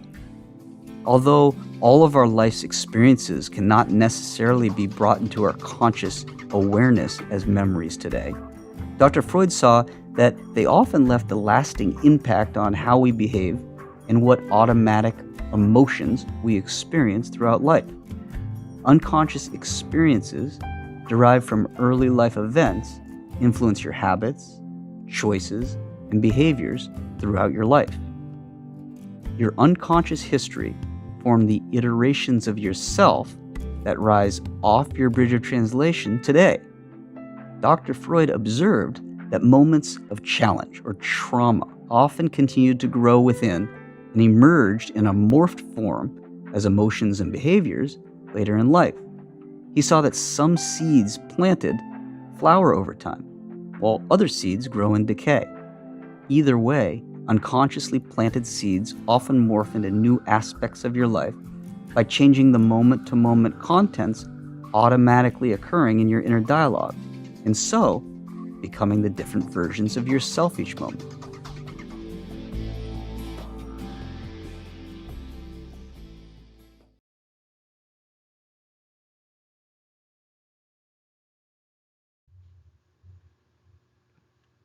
So Erikson would be classified under this same group. He also went to the Vienna school, right? So the Vienna school that I was mentioning in Austria. And this is why it's complicated if I'm being honest with some of like the current pushes to like try to have voices from every culture in every course, because I know how people can. It's just easy to underestimate how much psychology really comes from 3 countries. It's not like it comes from all parts of Europe. It basically comes from Vienna, Austria. So like it comes from Austria, the States and Russia, and a little bit from England. And it's interesting why, right? So basically it's basically Freud's crew, and then there's some people doing a lot of experimentation in America and a lot of experimentation in Russia, and then there's sort of a somewhat separate intellectual movement happening in like the England, France area, and that includes, it's going to include people like Thorndike and Piaget,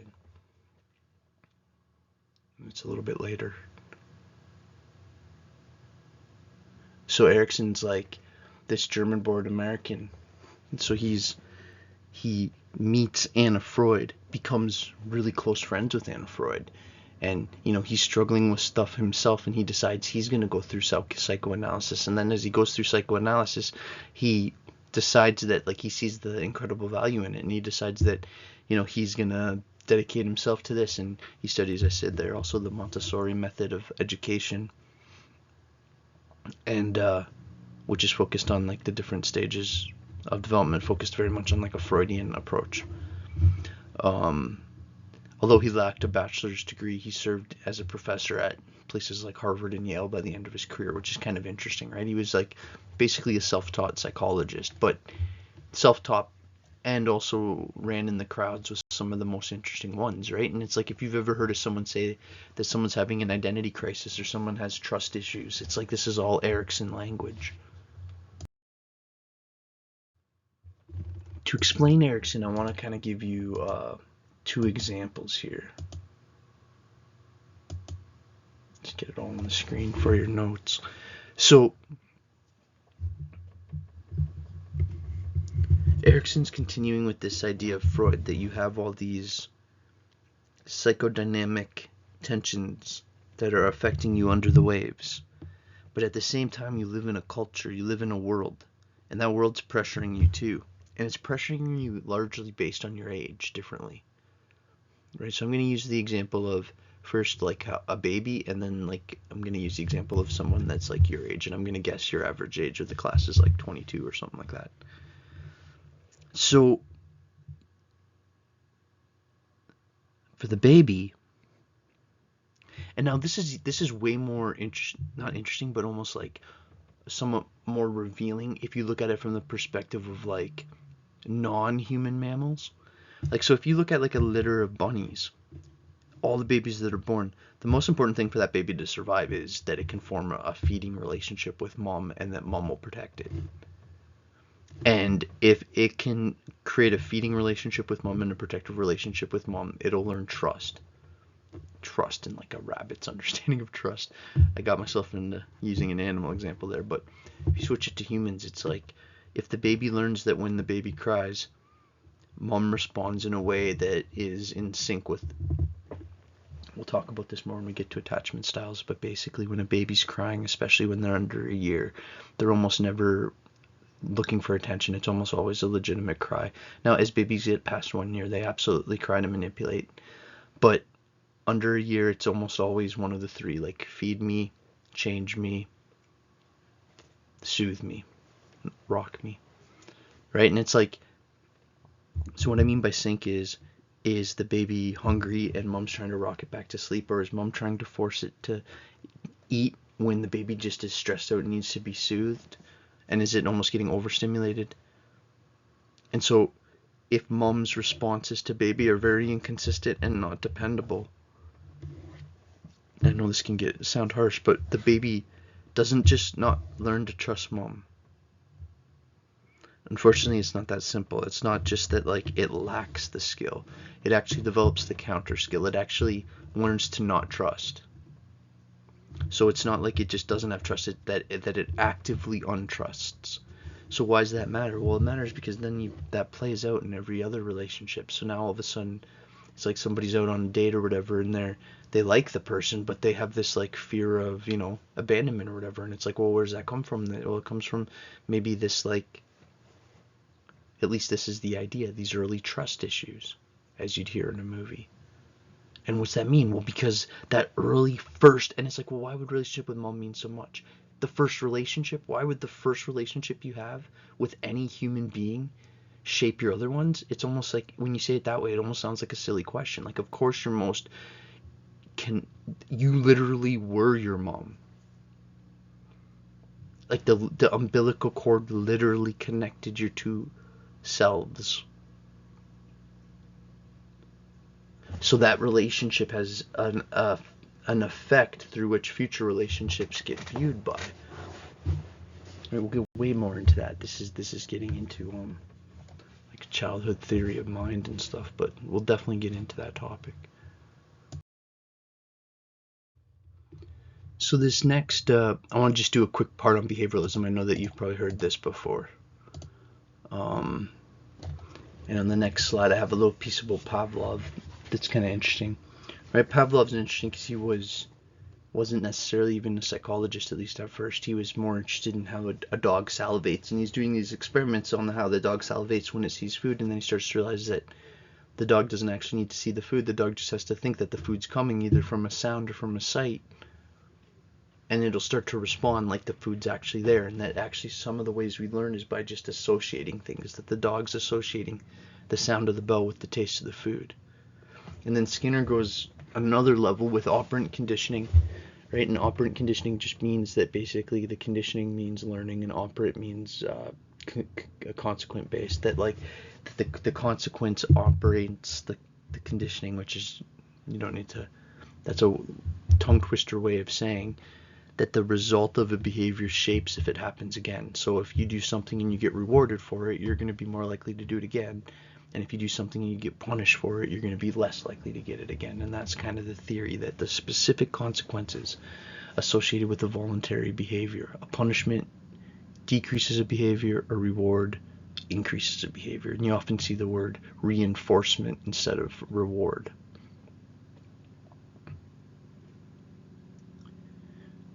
So just to add, I don't think I have any. Yeah, because sometimes you hear the positive and negative, right? So like a positive punishment would be like, say, like yelling at a kid or something because you're like adding something, and a negative one would be like taking away their Xbox. Even though they're both sort of being mean or whatever, it's not like one's good and one's bad. It's that one's like doing something and one's taking something away. And they use that same language with reinforcement, that a positive reinforcement would be something like, you did a really good job on a test, so I give you, $100, and I say, like, as a reward for doing really well, here's $100, and then you work hard and you do well on the next test, and we say that's an effective reward. But if you didn't do well, and if you use that to just go party or whatever and then not try on the next test, then you would say that was a very ineffective reward. So how effective a reward or a punishment is based on how much it actually shapes any kind of future behavior. Another way to say that is it's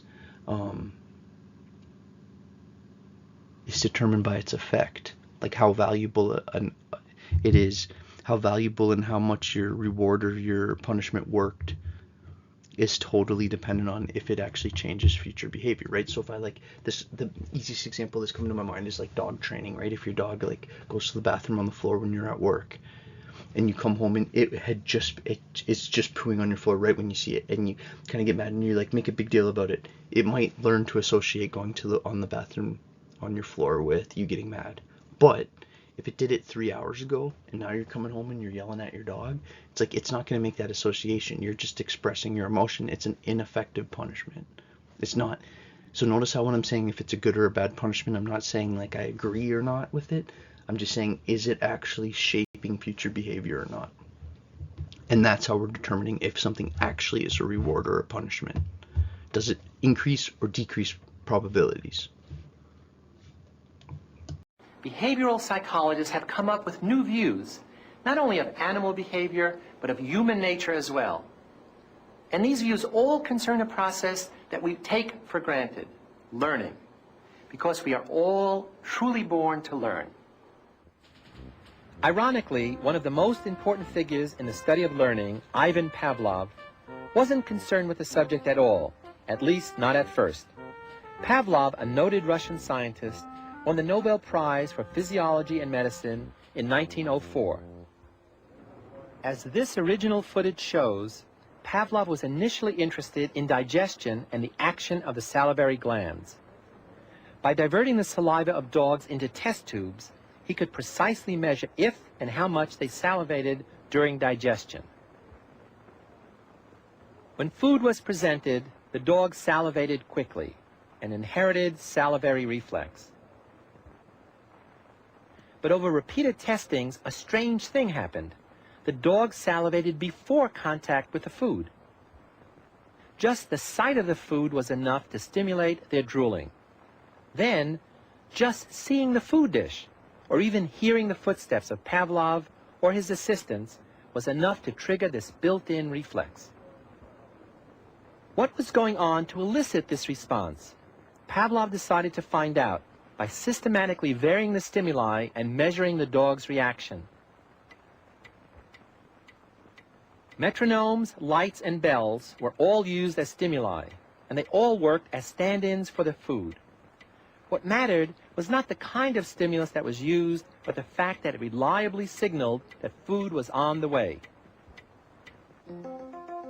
Pavlov had discovered a fundamental type of learning called classical conditioning. An original stimulus elicits an automatic, unlearned response. Both stimulus and response happen naturally. They are unconditioned. Then a second, neutral stimulus that never elicits the unconditioned response by itself is introduced just before the presentation of the original stimulus.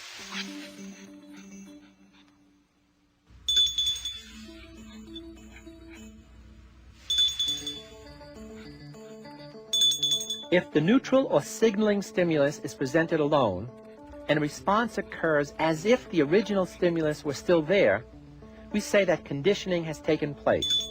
The arbitrary neutral stimulus becomes a conditioned stimulus. The reverse is also true. Pavlov and others studied the extinction over time of such conditioned responses. When the subject learns that the conditioned stimulus no longer signals a desired event, the acquisition process is reversed, as the learned connection is gradually weakened.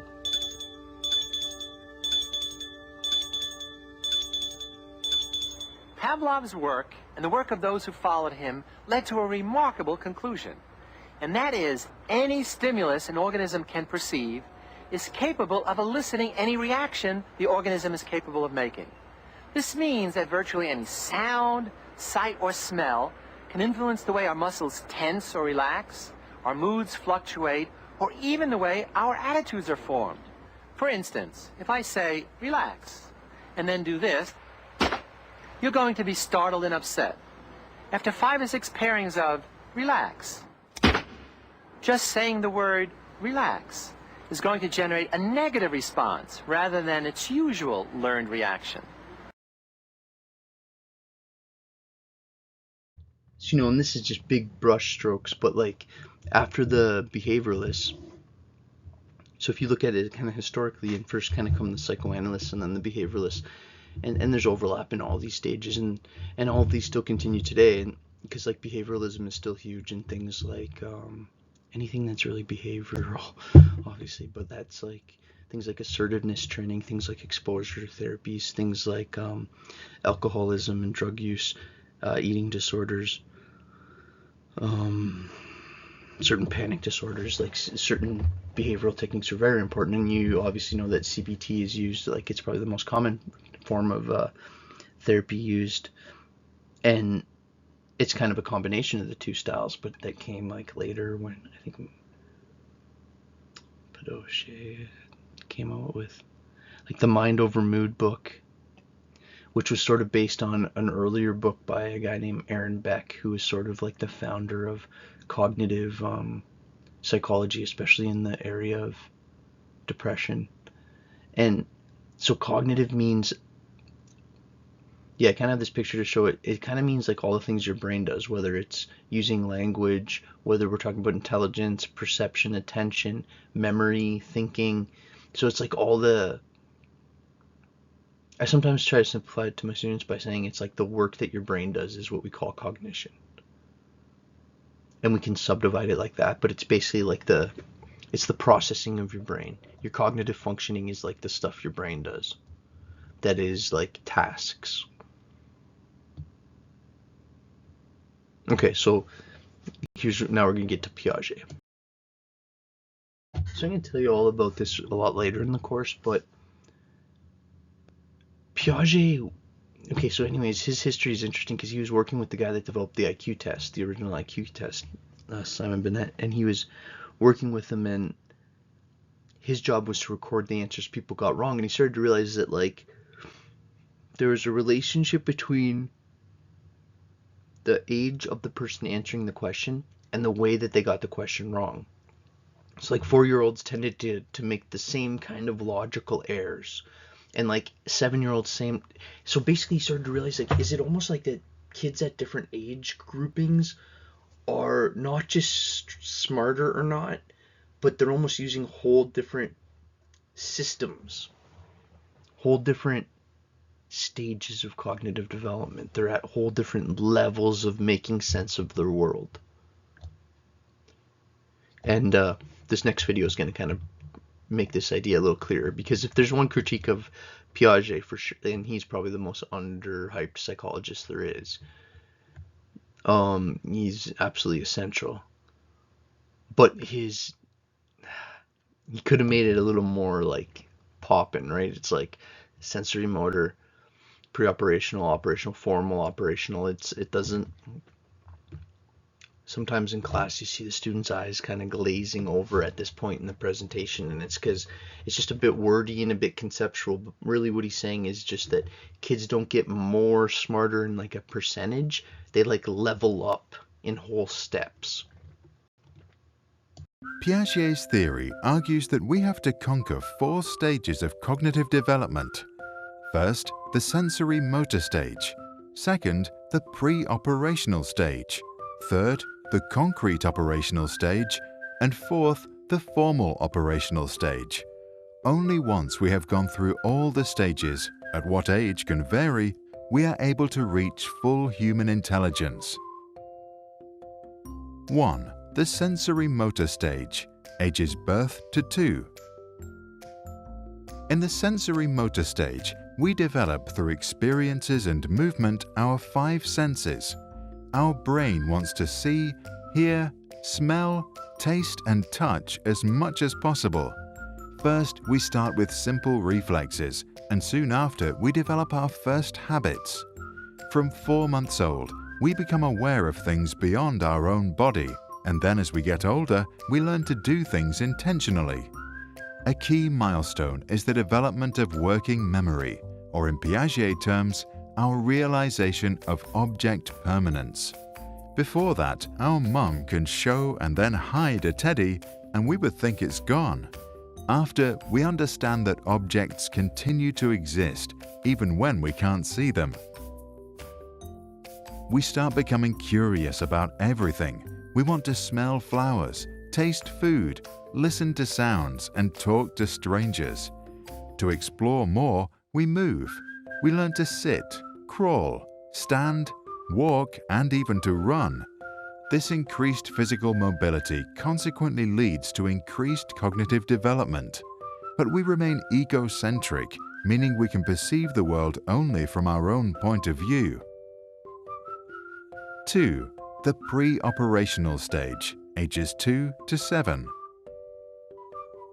Our thinking is mainly categorized through symbolic functions and intuitive thoughts. We have lots of fantasies and believe objects are alive.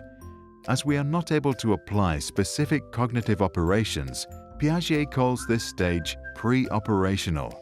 We learn to speak and understand that words, images, and gestures are symbols for something else. When we draw our family, we are not concerned about drawing each person to scale, but rather with their symbolic meanings. We love to play pretend, which allows us to experience something new and learn a lot. At around age 4, most of us become very curious and ask many questions. We want to know everything. We can call it the birth of primitive reasoning. Piaget calls it the intuitive age, because while we realize that we have a vast amount of knowledge, we have no idea how we acquired it. Our thinking in this stage is still pretty egocentric. We think others see the world like we do, and still don't understand that they see it differently. 3. The concrete operational stage, ages 7 to 11. We finally discover logic, and we develop concrete cognitive operations, such as sorting objects in a certain order. One example of this is inductive reasoning, which means that if we see someone eating a cookie, we can draw a conclusion and then make a generalization. And we now get the concept of conservation. We understand that if we pour orange juice from a normal glass to a taller one, the amount stays the same. Our younger sister will pick the taller glass, thinking she gets more. By the same logic, we only now can understand that if 3 plus 5 equals 8, then 8 minus 3 must equal 5. our brain learns to rearrange our thoughts to classify and build concrete operational mental structures. For example, we now know that we can reverse an action by doing the opposite. Excited by our new mental abilities, we apply them in conversations, activities, when we learn to write, and in school. As a result, we get to know ourselves better. We begin to understand that our thoughts and feelings are unique and not necessarily those of others. That means that we learn to put ourselves in someone else's shoes. 4. The formal operational stage, age 12 plus. Once we become teenagers, we become formally operational. We now have the ability to think more rationally about abstract concepts and hypothetical events. Our advanced cognitive abilities allow us to understand abstract concepts such as success and failure, love and hate. We form a deeper understanding of our own identity and our morality. We now also think that we understand why people behave the way they behave, and as a result, can become more compassionate. Our brain can now do deductive reasoning, which means we can compare two statements and reach a logical generalization. Our new mental skills allow us to plan our life systematically and prioritize, and we can make assumptions about events that have no necessary relation to reality. We can now also philosophize and just think about thinking itself. Our new sense for our identity now also creates egocentric thoughts, and some start to see an imaginary audience watching them all the time. Piaget believed in lifelong learning, but insisted that the formal operational stage is the final stage of our cognitive development. Jean Piaget's first interests were animals, and he published his first scientific paper on albino sparrows in 1907 when he was just 11 years old. In 1920, he began working with standardized intelligence tests. He realized that younger children consistently make types of mistakes that older children do not. He concluded that they must think differently and spent the rest of his life studying the intellectual development of children.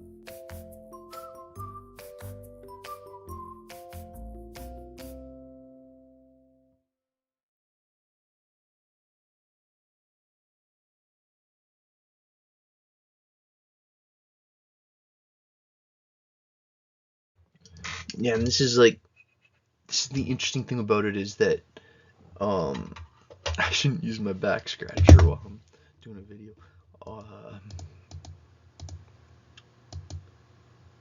Piaget was interested in the conscious thought of the kid, what's going through the kid's head when they're making a decision. Not just why did they answer wrong, but like what was the thought process behind that answer. Right? And so he was interested in why they were answering wrong the same. And how they were constructing their understanding of the situation, and how it almost seemed like kids of different ages were at different, they're qualitative levels. So it's not like one kid had a 7 out of 10 understanding and one had a 9 out of 10 understanding. It's like that'd be a quantitative difference. It's like no. It's like one is viewing it this way. Like, let me give the example of like a baby who's sensory motor, whose entire experience of the world is very dreamlike and very what's right immediately in front of them, as opposed to you who can like make plans for what you want to do next summer, and that's an entirely abstract conceptualization about a future situation that you can be entirely structured and specific about. It's a totally different set of mental skills, totally different level of cognition, different stage of cognitive development, right? And the hard thing is you can't kind of go backwards. Like, it's like, which is good, but it's only the only thing that makes it hard is it's hard to like realize that you haven't always been at your current stage, I guess is my point. Okay, so Piaget is really making this argument that kids are going through these stages, and that these stages are almost like he's laying harder on the nature side. He's making an argument that kids are naturally kind of in this these different stages. So we have to create a school system that sort of mirrors that and pulls that forward. And I'll talk a lot about Piaget, because if you want to really depress yourself, like watch a video called, the children that built Victorian Europe, and you'll see that kids in Europe, it was a rough life, and a lot of them were chimney sweepers and working in the ore mines, like the things like tin and zinc and magnesium and copper and tin, if I didn't say that. It's like each one's worse than the one before, and so many of them are getting they're breathing such terrible air that they're all getting this thing called black lung, which is basically just lung cancer. And Piaget started to make this argument to the academic class that if you want England to be a strong country, if you want Europe to be strong, we have to educate the children. The children need to be developed, not treated like adults that can fit into smaller places and do the dirty jobs that adults don't want to do. It's weird to think that universities have been around and in some ways go all the way back to people like Plato and his original academy, but it's public schools, that's only a couple hundred years, if. Most education would have occurred within religious settings, and if someone was lucky enough to have literate parents.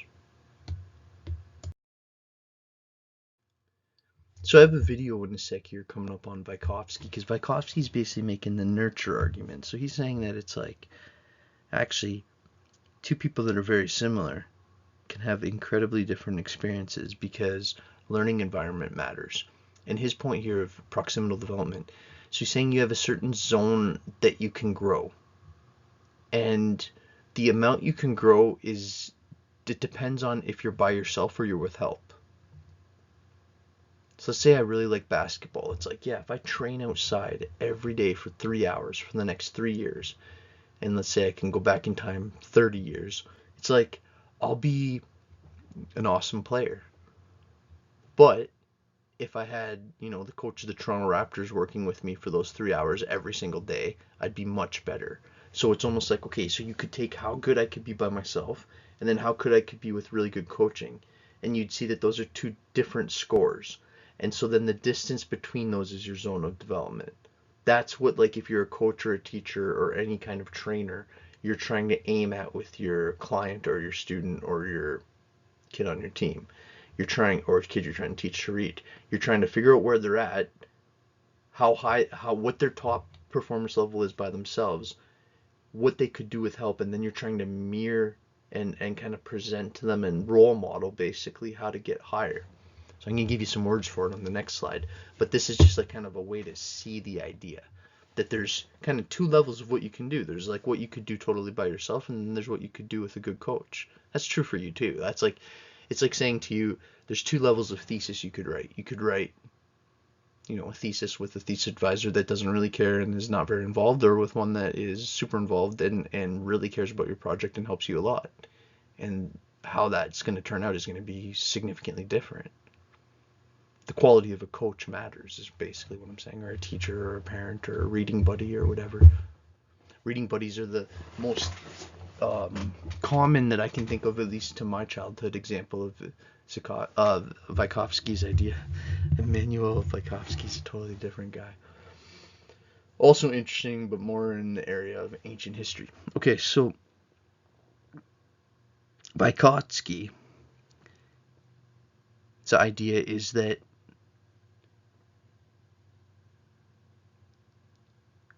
basically, for me to teach you anything, I need to first of all have your attention, because if you're not paying attention to me, then I can't teach you anything. Number one. Number two, then I need to figure out where you're at.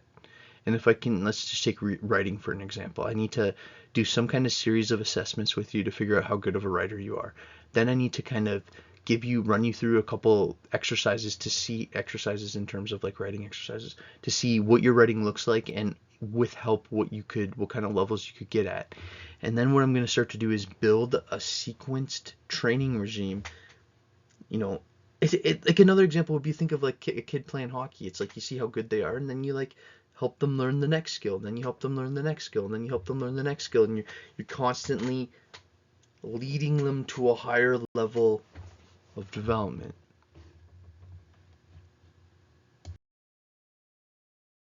Sorry, this is getting later at night, and I'm getting a little more free-spirited and random with my points, and I just rewatched that last slide, and I totally didn't finish my point about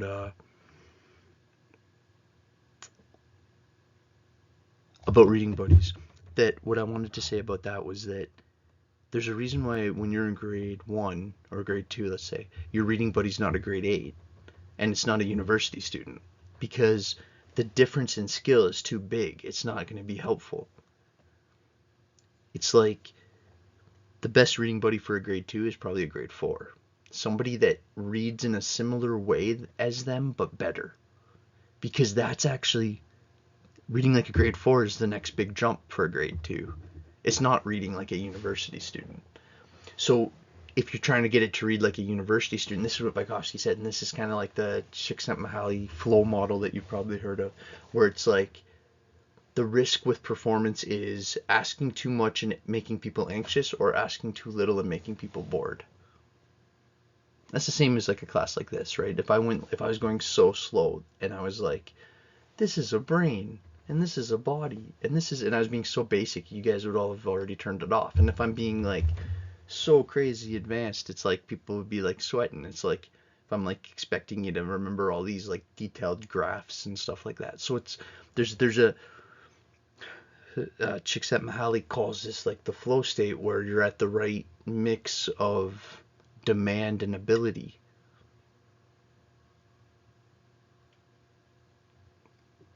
And it's very similar to Vygotsky's idea that the interaction, so he thought like, even look at his word, right?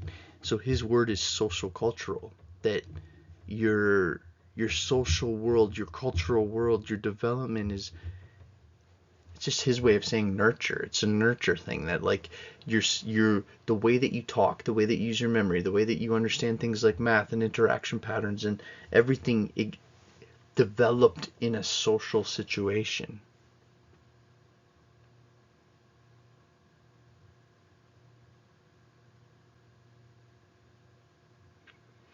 I'm just thinking it's a weird thought to have, but I just had a really weird thought that like this is a fundamental difference with AI, that their learning is happening internally, and it's through simulated relationship. So yeah, so you start to see that like there's a limit to how much you can develop if you're only talking to yourself. Social interactions with more skilled adults and peers is indispensable. Again, not to keep going to this topic, but that's the same thing with AI, right? Like you need to be training your AI with a smarter AI.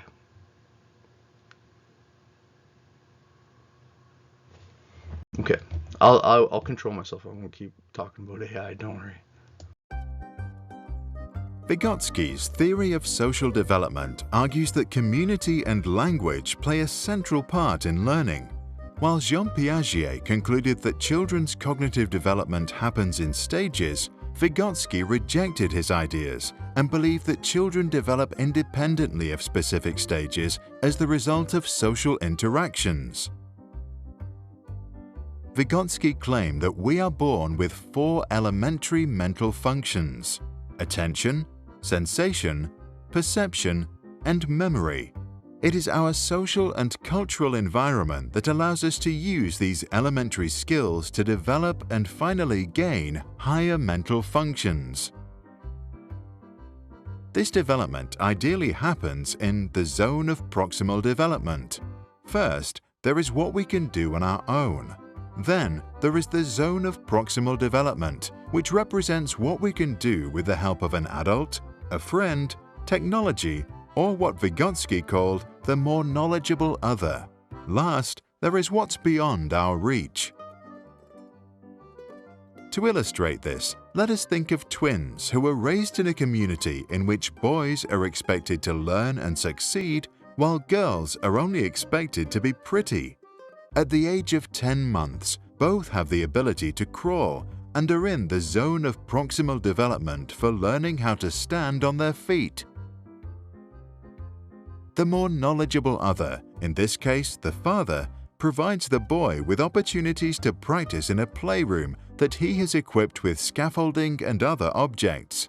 The boy is encouraged to explore the equipment, and eventually He uses it to pull himself up. A few hours later, he's cruising along the structures, and a few days later, he's standing on his feet. The girl also has the potential to stand, but does not receive any support in learning the skill.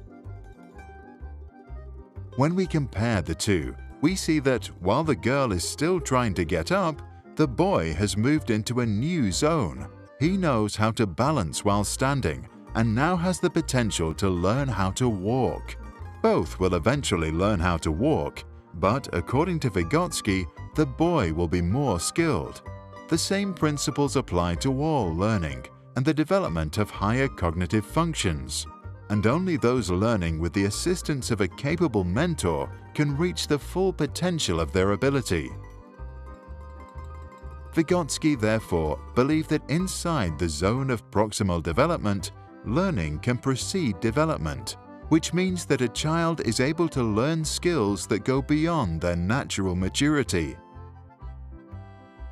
He also established an explicit connection between speech and mental concepts, arguing that inner speech develops from external speech via a gradual process of internalization. This means that thought itself develops as a result of conversation. Therefore, younger children who don't finish this process can only think out loud. Once the process is complete, inner speech and spoken language become independent. Lev Vygotsky died of tuberculosis in 1934 at the age of 37. Despite his young age, he became one of the most influential psychologists of the 20th century. He left the following advice for educators. By giving students practice in talking with others, we give them frames for thinking on their own. What do you think? Can a child learn anything regardless of any developmental prerequisites? And do we learn only through social and cultural contexts? And if so, do you think it is appropriate for a more knowledgeable other to determine what a child should learn next? Share your thoughts in the comments below.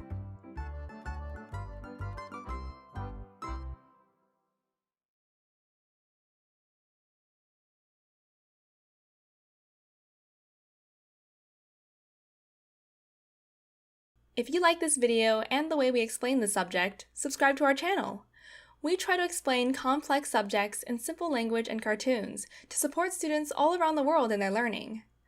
If you want to support us, you can go to www.patreon.com/sprouts and donate. Just $1 from many fans makes a big difference.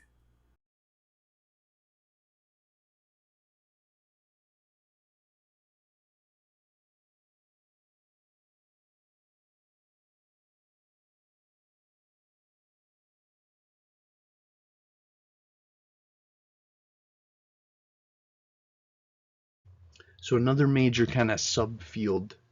So the reason so now we're kind of in this like chapter of the book or whatever, or the presentation where I'm talking about the cognitive approaches to psychology, right? And this is like largely where you would usually talk about Piaget and Vygotsky and in some sense even like a Thorndike or a Bandura, but I'll save that for another day. And then people started to play around with computers and people started to make this understanding of like actually there's interesting similarities between the brain and a computer. And here, let me just give you a little bit of this. This is called information processing theory. So I want you to just kind of see this idea, right? And it's like at a different point when we're talking about childhood and we're talking about memory specifically, we'll kind of come back to a similar idea to this. Not to a similar idea to this, that's not what I meant to say. We'll go deeper into this information processing theory concept. But it's making the point that at a certain level, your brain is an information processor. It absolutely is. It's like you don't have an Intel chip in your head, hopefully. But that doesn't mean that you're not, like a neuron is literally a cell that can process information. That's like literally how we would define it. What's the difference between a neuron and just a normal cell? A neuron can process information. It's a nerve cell in the brain that can process information. What does that mean? Because sometimes processing information is like knowing what the person you're looking at, that's somebody that you know. Sometimes it's the fact that the different cells in your brain do different things is completely mind-blowing when you actually stop and think about it. That we have this super advanced computer in our minds that can, that we use to manipulate information, monitor it, strategize about it. That this idea from their idea is that your mind is more developing less through stages and more through iterations, which just means through like adapting its model over and over again. And this is where I just said I would stop talking about AI, but that's exactly how you can train any computer program, really, is you just get it to keep practicing and correcting errors and getting less error based. And it's like your brain's sort of doing that. We just call that cognitive pruning. Your brain's like reinforcing the pathways that work. When you grab this and you grabbed it with a certain, when you grab the drink, I should grab the back stretcher. When you grab like a drink with a certain pressure, it's like you don't think about it except you could grab it so hard you break the glass, or you could grab it so lightly that you drop it, but you just grab it the exact right amount because you've just done it a million times. You've just learned it. Your brain just knows that your brain is not just processing how tight you're grabbing it, it's processing how fast you're putting out your arm. It's where you're putting your arm, how you're spreading your fingers. It's like that's all like eye hand. Right? And if I'm like looking at you over here and I grab my cup and I go like this and then I put it back down, it's like that's actually kind of difficult to teach a robot how to do that. It's like a robot could do that. It's not that you can't teach it, but that's all information processing, right? That's a neural network. That's like a signal went to my hand, right? So that this, and I know you know this. I'm just trying to make this like not just me reading the slides, right? But I'm trying to kind of also hopefully spark in you a little bit of this idea that psychology is actually pretty wild. Next week you're going to be doing more like looking at some articles and stuff, and I won't have a long presentation, so I'm not going to be hitting you with like a multi-hour. Well, I won't be hitting you with like super long ones every week, but I'll hit you with a few super long ones because that is sort of my thing. But I'll be respectful of your time too. Well, I'm not sure why I'm on that point. But yeah, information processing theory, this idea of like how we are actively computing our reality and trying to make sense of it and do our best. No, man, I should go back and edit because I just said that I wasn't going to talk about Bandura, but I forgot I had this slide on here. And it does actually fit perfectly. So Bandura is another super interesting psychologist, and his big point is this idea of like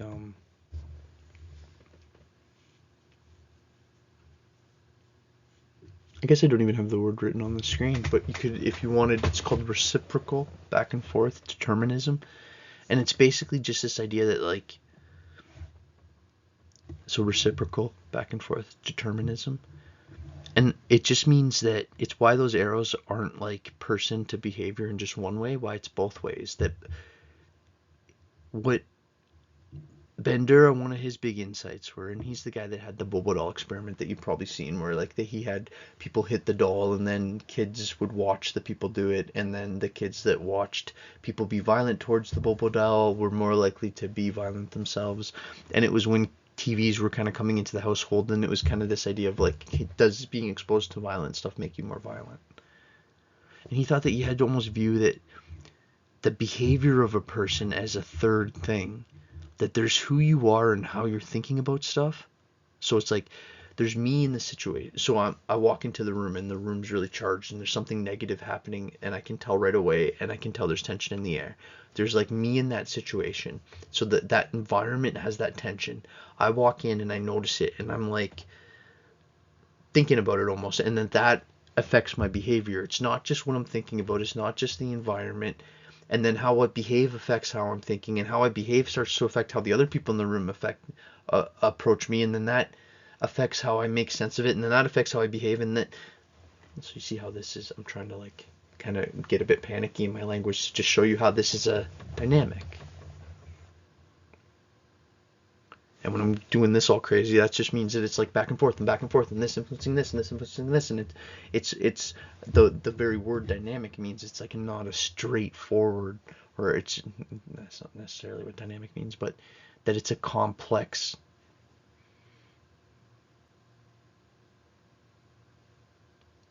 co-influence, I guess. That our cognitive processes are linked to the environment and our behavior. That our behavior actually shapes how we think too. It's like that's completely true with things like when people get lost in things like addiction, and it's like, or any kind of behavior where you're trying not to do something and you're doing it where you're almost feeling like you're letting yourself down. And it's like that anyone that has ever experienced anything like that can understand this idea that your behavior can affect how you see yourself. But that also works in the positive, which is the thing that is the kind of, light of the end of the tunnel of this conversation, is that like the reason to explore these sometimes difficult topics is to realize how to pull ourselves out of deep dark places when we get there, and how to hopefully pull out our loved ones too.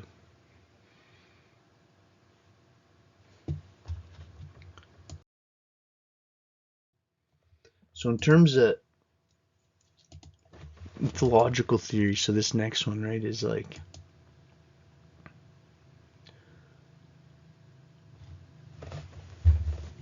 I often will ask, like if I had you students all in person, I would ask if any of you ever, when you were a child, grew up with a pet duck. In your class, I think, is like 70 people. I almost guarantee one of you did. I'll probably get an email from one of you being like, Mike, I had a pet duck. And it's like, well, why? Well, because, first of all, ducks can imprint on humans. So it's just possible. So the chances that people do is pretty high.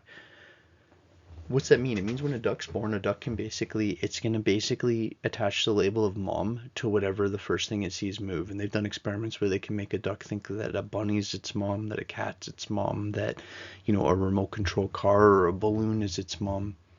But it's going to attach this mom because 99% of the time in the wild, when a duck's born, the first thing that it sees move that's bigger than it is its mom. And so it's so hardwired into its genetics that it attaches that immediately. And if it doesn't, it dies. Now what's interesting is if you take that duck and as soon as it's born you put it into a box and you somehow have a scenario where it's being fed and given water and stuff, but it never sees anything that could be labeled as mom, it will eventually lose that ability. And then you could put it around anything and it's never going to think anything's mom. So this is what we would call as like a critical or a sensitive period, that there's like some things that just aren't like an easy theory. It's like if that's gone, it's gone. It's like one of the most devastating ways that you hear about that with humans is things like when people have been in really abusive situations that, like what used to sometimes be called, I don't know what the more correct word is, but like feral children, or scenarios where kids have been in extreme abuse and have been completely isolated and haven't been able to develop language, and it's like almost impossible to get past like say a grade 4 or 5 level even as an adult if that's the case, because it's like your brain's not just, you were supposed to learn it earlier, and not learning it earlier matters. Just like it matters for other biological organisms, and that's where ethology, and especially like the work of guys like or scientists like Mary Ainsworth and guys like who was I going to say before? Oh yeah, John Bowlby, are so important, because even Harry Harlow and his monkeys, because it shows how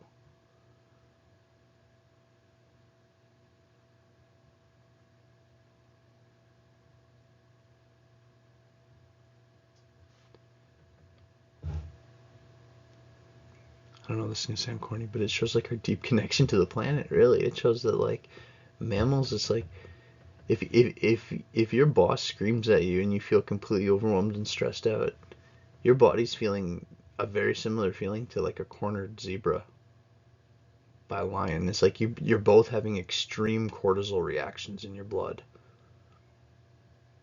You have nothing compared to that zebra, but your stress response is basically the exact same biochemically. It's like, that's interesting, right? I'm not trying to make some weird point that you're zebras, but just, and I have no idea why that's what came to my head, but just, I was just wanting to make a point around. It's weird to think that with like some of those animals, the closest your experience is to them in any way is that you panic similarly. There's only one sympathetic nervous system stress response for all mammals. All right, couple more minutes. This is where you got to do a couple little like stretches or whatever. We're in the home stretch of the lecture. Bronfenbrenner's model. It's a lot to look at until you realize that it's actually kind of simple. What it's basically saying is you're in the middle. You're the orange, right? There's you. There's whatever gender, age, health. What your kind of psychosocial situation. There's you in the middle there, and then around you is your closest people, your microsystems, your family, your school, your peers, the neighborhood you're in, if you go to church, and the health services in your area, and then all those systems are interacting, right? Like the school where your kid goes to school. The person you work with, their kid goes to school there too, and the moms there play on the same soccer team, and it's like all these other interconnections is called the mesosystem, and then that exists within a broader social system called the exosystem. Again, these are all just like made up words that are just talking about the different levels of your social world. There's you, and then the people right around you, and then the people sort of in your broader community, and then the larger culture that you live in. And then the last one there, chronosystem, or the idea of like, and you also live at a certain time period. Like a lot of you lived in a time period during which a lot of your high school was completely devastated by the COVID stuff, right? And that's something that like hopefully the next generation of kids won't have, and that my generation didn't have, so that even though I might have, like, I can build my chart like this, it's like the chronosystem I grew up in was totally different. The social historical conditions. Okay, so I'm just gonna, this is a lot, so what I'm gonna do is I'm just gonna do like a quick slide on each of the subsystems, okay?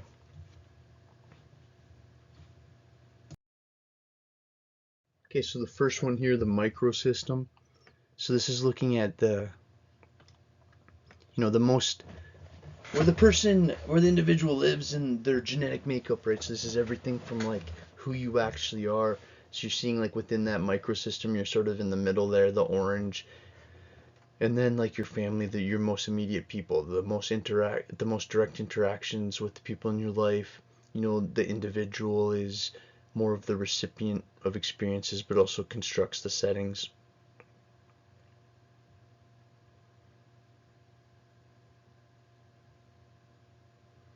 Right, meaning that like some of the things are in your control and some of the things are not. The next level of this is the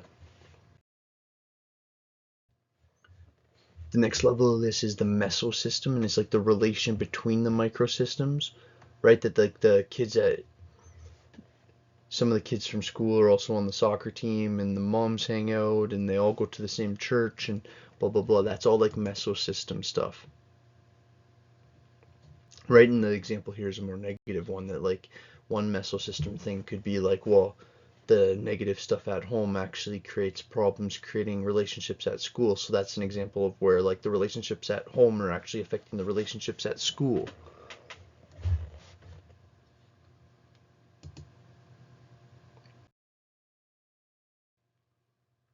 Then here we have the exosystem, right? So this is like the link between the social settings where the individual doesn't have an active role. So this could be more like, this is kind of like the local world that you live in, and then the kind of broader culture.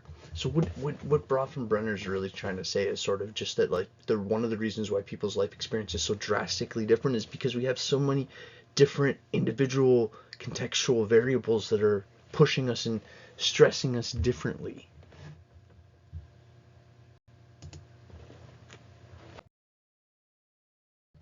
Right, and then that damn spike protein, it's like, this is what I was saying with the chronosystem idea, that the pattern of environmental events and the transitions over our life course, as well as like the time periods we live in.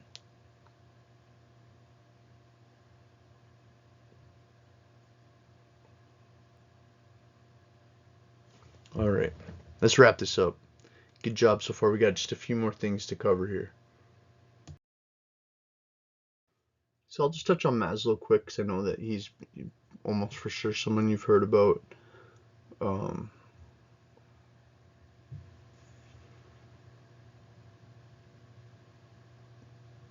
Also often misunderstood. More of a behavioralist than people realize. People don't really realize he was associated with Harry Harlow and the monkey experiments as he was. They were both out of the same university. He, a good man though.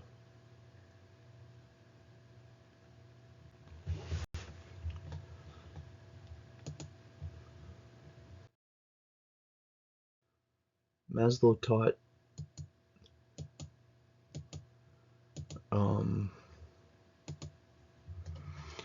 the hierarchy idea that if there's, and I know you've probably heard this before, that like people have different needs, right? And their needs aren't all equal. That some of your needs, like your physiological needs, or you need to go to the bathroom and sleep and have air and have food and have drink, or needs that if they weren't met would eventually kill you. Even like going to the bathroom, because you'd eventually die of blood poisoning. And then there's like safety needs, like the need for security and to feel like you're psychologically safe, and then feeling like you belong, and all these need the one before to build on it. So what the point is like there's no point trying to help a kid with self-esteem issues if they're not safe at home.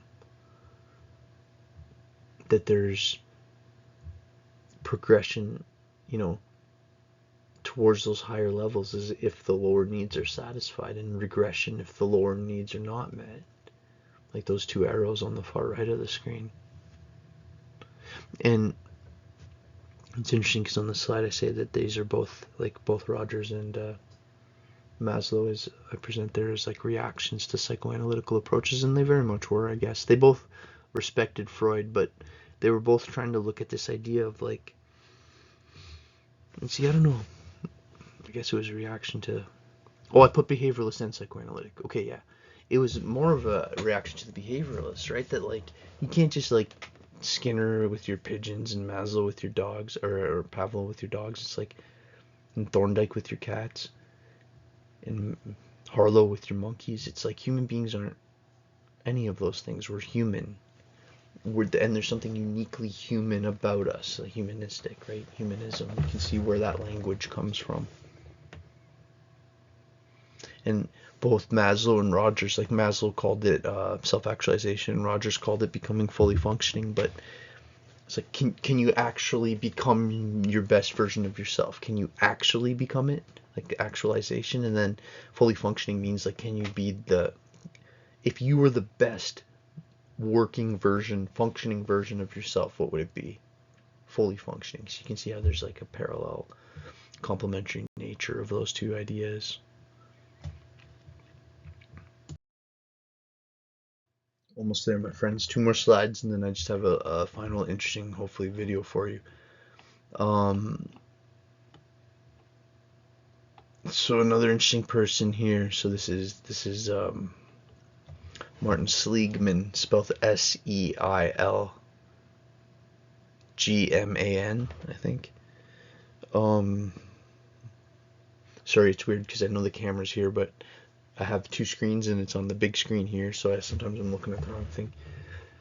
Positive psychology is basically the idea that the ideas that are so important from psychology have potential to do more than just, heal people when they're in their rough spots. They can also add value to people's lives by adding what Seligman went on to call this perma principle, or this idea of like, well, actually making your life a better quality, there's actually specific things we could work on. We could actually build on more positive emotions, and that doesn't mean like pretending like you're happy when you're not. It means like, because positive emotions aren't just like happiness and sadness, or it's like those aren't the only emotions. Positive emotions are things like loyalty and courage, and self-perseverance even when things get difficult. And so that we can actually build some of these positive emotions, and we can help you get more engaged and more fascinated in your hobbies and in your passions, and we can maybe help you build and structure more reciprocal and loving relationships, and maybe help you find meaning, and at least start that process, that search for meaning, and maybe start to have small accomplishments that actually can see that you're moving towards success, and that's how actually people get better. I gotta kind of mention this part too, because Thielen's ideas is demands noting that, this is like a kind of outside the box idea, but that there's a phase transition, that what happens isn't that I learn how to grab this drink, because I have no reason to learn how to need to grab that drink. What happens is I have thirst, and my brain sees a target for thirst and has to devise a way to get that thirst. And so that movement and our desire to want stuff are kind of connected. That there's this dynamic sync between our nervous system, our body, and our environment that actually, the dynamic system theory, that learning is deeply connected to our actual physical movement. I remember Piaget said a similar thing. He called it sensory motor, that the early child's mind is basically their sense organs and their movement. Sensory motor. Motor means movement. And he's saying like the interaction between the nervous system, the body, and the environment help us make sense of the world. That as the world, the baby's kind of doesn't know something until it does. And it's so weird, because you like almost don't know what this means until it's like you have a baby. And it's like my daughter, okay, so here's an example. This is like a kind of weird example, but my 3-year-old, the other day, I was making a fire in the backyard, and she wanted to help me carry over some kindling wood, and I taught her how to, like, if you hold a couple pieces, it's hard, but if you kind of lay your arms out, where's the camera? This is weird because it's mirrored. If you lay your arms like this, I can actually lay like a bunch of little pieces across your arm. And now when she helps me, she just comes over like this. Like that was a few days ago, and she helped me again tonight. And like she came over and was like this. And so it's like that's just what she does now. It's like that's just like a new behavior that didn't exist before. And why? Because that allows her to participate in something she wants to participate in with Dad. And so she's motivated. My point is that skills have an underlying motivational push towards adding that capacity. This is Thielen's idea that there's this self-organization happening that's kind of difficult to explain. All right, that's a wild last point to end on, but I have a little video for you, and then I'll make a final comment. You are here, somewhere. You can't see you, it's too far away, but you're here somewhere. Maybe here, maybe here. You could be almost anywhere here, but you're definitely here. You don't know why or for what. No one does. All you know, all I know, is that you are somewhere here, magnetized to this strange, lushly coated wet rock, floating in its designated position of endless nothing. This rock you are on, it's tiny, and you are tiny compared to this rock. If we zoom out a little bit, look how tiny you are. Even further, tinier. You're so tiny, your even tinier brain can't comprehend how tiny you are. Your tiny self is posted up on this tiny rock surrounded by this dark, massive, unending space that could be anything and nothing at the same time. This rock will give you life. It will give you everything you need to live on its crust for a period of time. It might feel like a while, or it might feel like no time at all, depending on what mood you're in when you consider this idea. Regardless of how it feels to you, when compared to almost everything else, it will be so short. A single frame in a movie that never ends. A frame that could be removed and nothing would really change about the movie. In this frame, you will live on this rock, then you will die, and you will have no idea what happened. No one will. If you're really lucky, you'll have some friends and family and lovers who will be sad for a little while. They'll miss you, but they'll try really hard not to, because being sad and missing someone all the time is really tiresome. It'll mess up their lives, so they'll try to work through it and move on as best they can. They might go to therapy, they might practice techniques to get through grieving. They'll probably be somewhat successful. They will also die. If you're even more unusually lucky, you'll be missed and remembered for a little bit longer by a few more people. Perhaps you did something that impacted more people while you lived on this rock. Perhaps you were profoundly artistic, or smart, or a leader, or an inventor. When you die, perhaps more people will be sad for a little longer stretch of time. Most of these people would have never really known you though, so they won't think about you too much for too long either. And when they do, it'll mostly be a misconstruction of you based on their own ideals. They will all die. Over time, every person and every memory of a person will all die with each other. This won't matter. To you, to me, to anyone, we'll all be dead. The things you did, the words you said, the impacts you made, for good or for bad, big or small, they will all lose your name tag and will not matter to anyone or anything. So, whatever you're nervous about right now, whoever you're nervous because of, perhaps a first date, a job interview, a big presentation, an important test, a hard conversation, you might feel paralyzed with anxiety. You might feel like the course of your life is hinged on this coming moment, that the fate of reality is on your shoulders. It's not. You might be worried that you're going to do the wrong thing or fail. You might, but everything will be okay. Because for some reason, against all conceivable odds, you're on this weird rock, this planet that births life, life that births more life, novel life, intelligent life, you. In this unknowable vacuum of potential nihility, you have this playground, this consciousness, this capacity for wonder, emotion, and thought. The only real mistake you can make is to not recognize this, to never relax and enjoy the hilarious and enthralling absurdity of it all, to realize that it all means nothing beyond itself, and to find freedom and inspiration in this thought, to explore and connect with what it can mean to be a you on a rock, in a solar system, in a galaxy, in a universe, in a who knows what, to be kind and decent, to have fun, to love, to laugh, to cry, to try, to fail, to live, and to remember that no matter whatever happens, you can still do all of this. No matter what you do in life, worst case is you try your best, you be yourself, and you do what you can do with compassion, honesty, effort, and understanding, and it goes worst case. And then you move on, like everything else.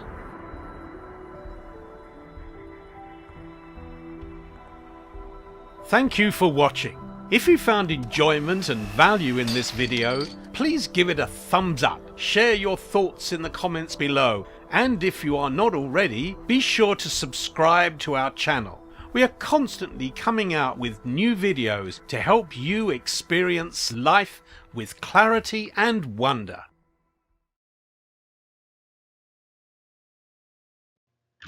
Alright, my friends, I hope that class wasn't too bad and you enjoyed it alright. I know there was some mic issues earlier on, or just in the sense that I was using the webcam mic.